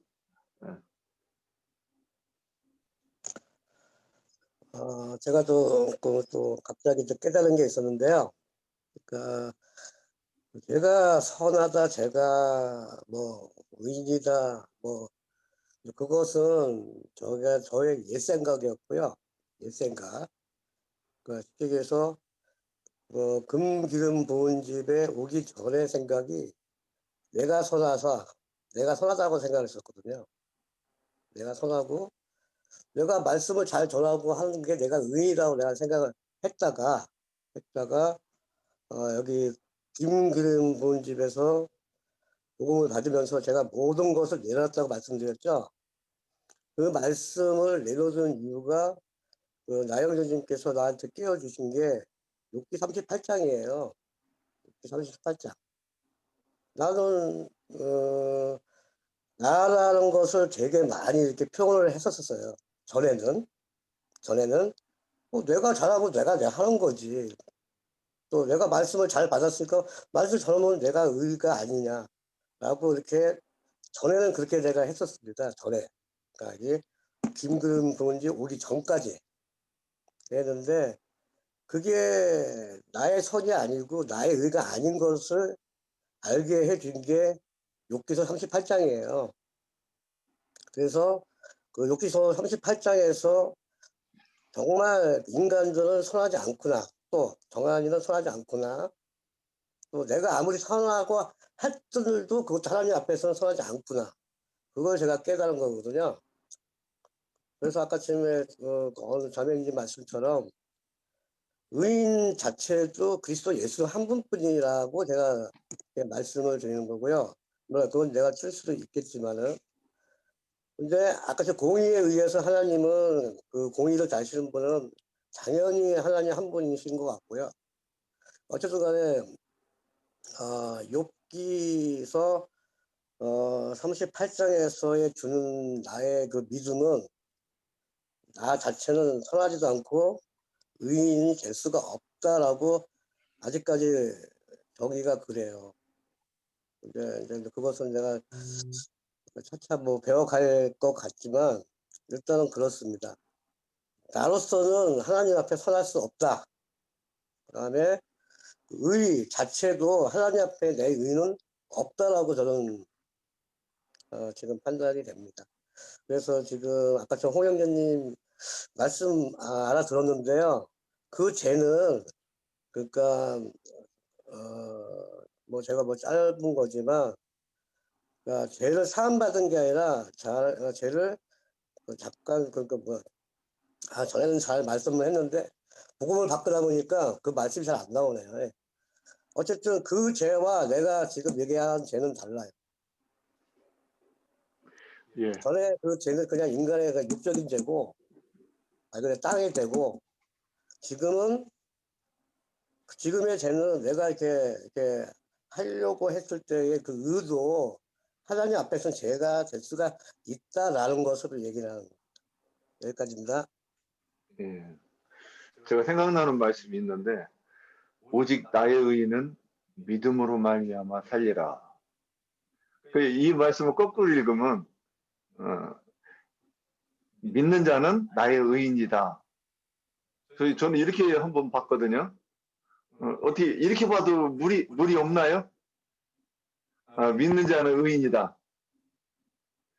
그래서 의인이 안 되면 이 하나님 앞에 지금 공의를 가지고 딱 쟀을 때 기록지가 짧거나 길으면 안 된다, 지금 이 얘기를 하고 있는데 나는 주 안에서 그렇게 될 수 없다 이렇게 얘기하시는 것 같아가지고 좀 그 부분 이게 좀 따져봐야 돼요. 이 표현이 주장을 한다 그러면 따져야 되고 나는 그렇게 보였습니다. 그러면 유보하고 봐야 되고. 예, 말씀하세요. 그러니까 그 의 자체도 내가 하는 의가 아닌 그리스도 예수님께서 그 의를 행할 수 있게 이끌어주는 거죠. 근데 그래요. 그 아까 의를 내 예. 의라 생각하는 게 아니라 그 의 자체도 하나님께서 나를 할 수 있게끔 하는 거지 그 의를 내 것이라 생각 안 한다는 얘기예요. 이해하시겠어요? 예. 예. 근데 그러니까 모든 제가 것이 여기 내가 하는 것이 아니요 하나님께서 나를 이끌어 줘야 한다는 거예요. 결론은 내가 스스로 그러니까 하는 게 아니라는 거지. 그러면 하게 하시는 거를 복음 자체도 내가 하는 게 아니라 복음 자체도 하나님께 선택해서 그 복음을 정한이가 들을 수 있도록 이끌어준다는 거예요. 그러면 하나 질문해 볼게요. 주 예수를 믿어라. 회개하라.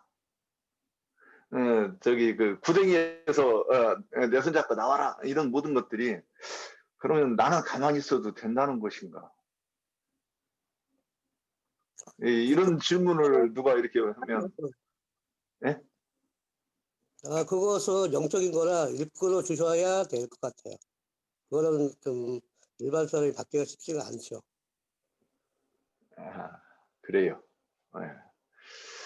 예, 이제 황희재님 수고하셨고 이제 여기서 이제 끝내야 될 것 같아요. 그 저기 나희재님 말씀 듣고 제가 이 부분을 그 다음 주에 이거를 더 이어갈지 그 지금 이 의에 대해서 얘기하니까 다들 하실 말씀이 별로 없는 것 같아요.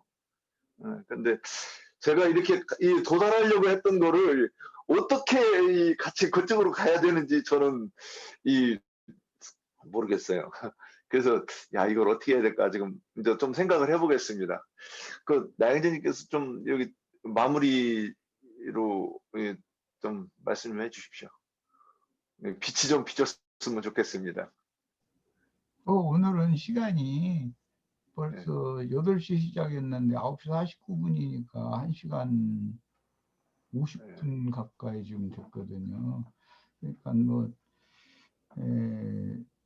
그 한 10분만 그럼 더 해서 그럼 2시간을 채워야 되겠네. 그럼 다 허리 아프다고 하실 텐데. 우선 공의라는 말과 하나님의 공의라는 말과 사람의 의라는 말이 대비된다.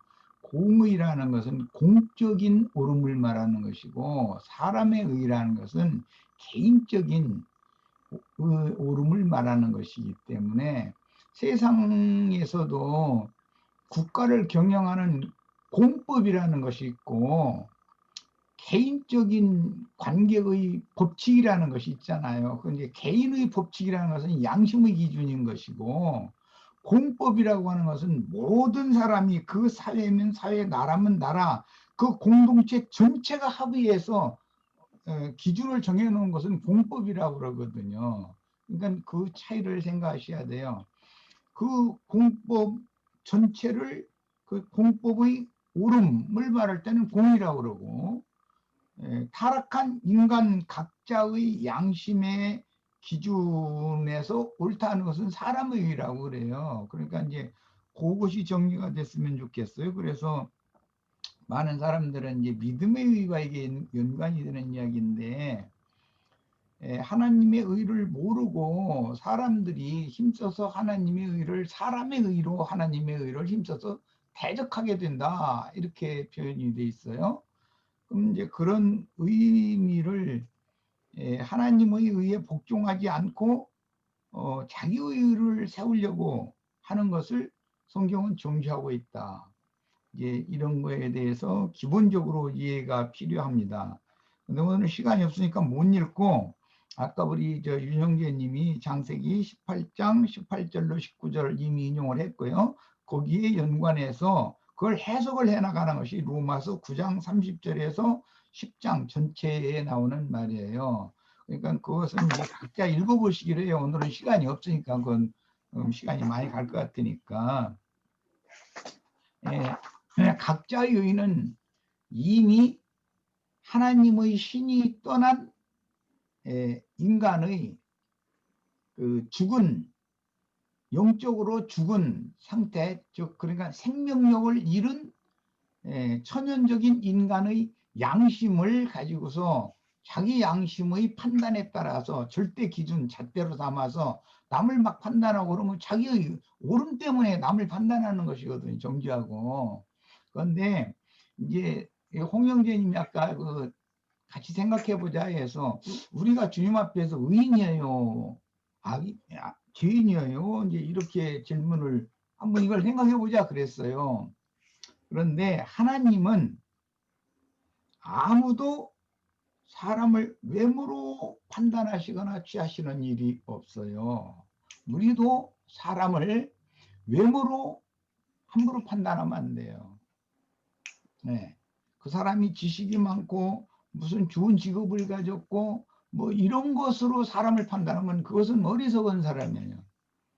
그것은 눈이 잘못된 거예요. 믿음의 눈으로 판단을 하는 거예요. 다윗을 기름을 부으러 보내셨을 때 하나님이 하신 말씀이 있어요. 너는 그 사무엘에게 하신 말이었어요. 사람을 외모로 보고 판단하지 말아라. 사람의 키가 크냐 작으냐 이런 거 판단하지 말아라 그랬어요. 나 여호와는 그런 걸 가지고 사람을 보지 않는다 이랬어요. 다윗은 보니 내 마음에 합한 자다 이랬어요. 다윗이 무엇 때문에 하나님 보시기에 마음에 합했을까? 그것을 한번 생각해 보는 그런 기회가 됐으면 좋겠어요. 이것은 내 숙제로 남겨놓는 거예요. 뭐 내가 다윗을 왜 하나님의 마음에 합하다게 했느냐 그 답까지 얘기하면 뭐 다 소용없는 소리잖아요. 그러니까 다 읽어보시고 나 자신과 주님과의 관계도 생각해보고 다 우리들이 주님이 생각할 때 나의 외모로 취하거나 판단하시는 분이 아니고 내가 뭐 결국 또 답을 얘기를 또 하게 되네.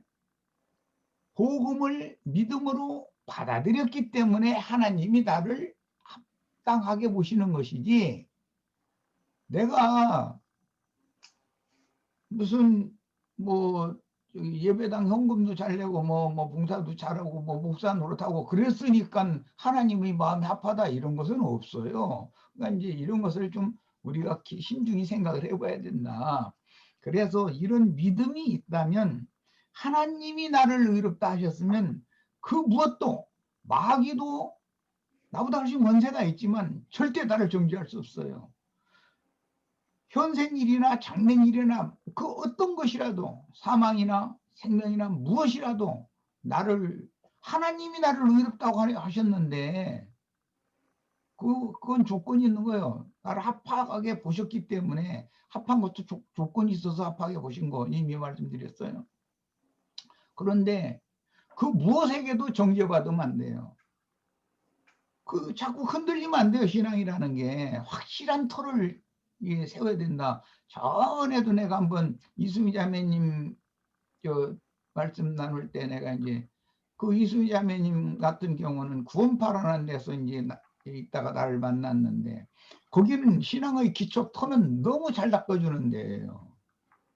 분명해야 된단 말이에요. 사람이 나를 옳은 사람이라 그 사람 법 없어도 살 사람이요 그렇게 해서 의인이 아닌 거예요. 하나님 나라에서는.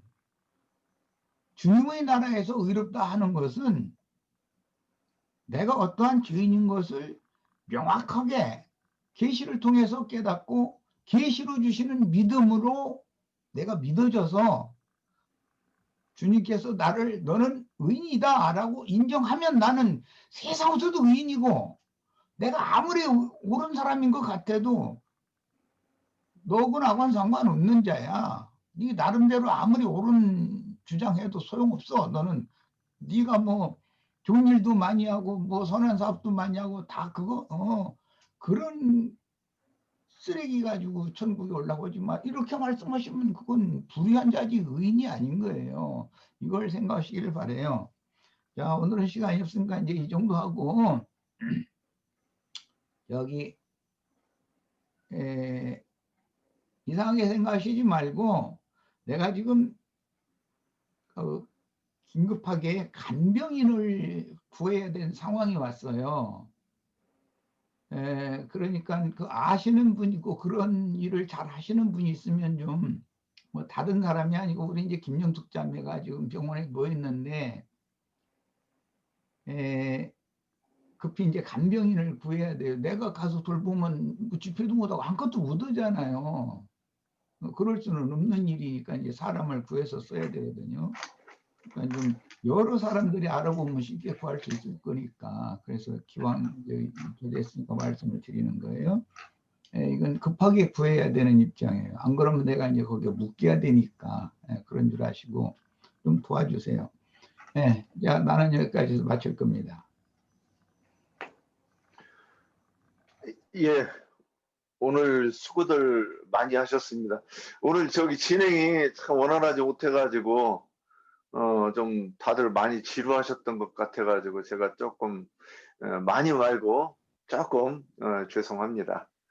예, 그러면 제가 한 2, 3일 더 생각해보고 어떻게 더 이어갈 것인지 한번 생각해보고 또 연락드리겠습니다. 손들 드시고 흔들어 주세요.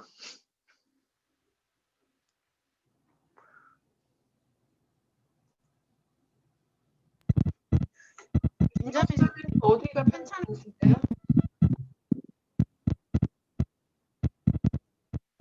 김영숙 자매님 어디 아프신가요? 어디가 편찮으세요? 윤영재님 기록 중지하세요. 윤영재님. 네. 기록을 먼저 소리가 안 중지해야 되죠? 소리가 안 들려요. 소리 안 들려, 행제.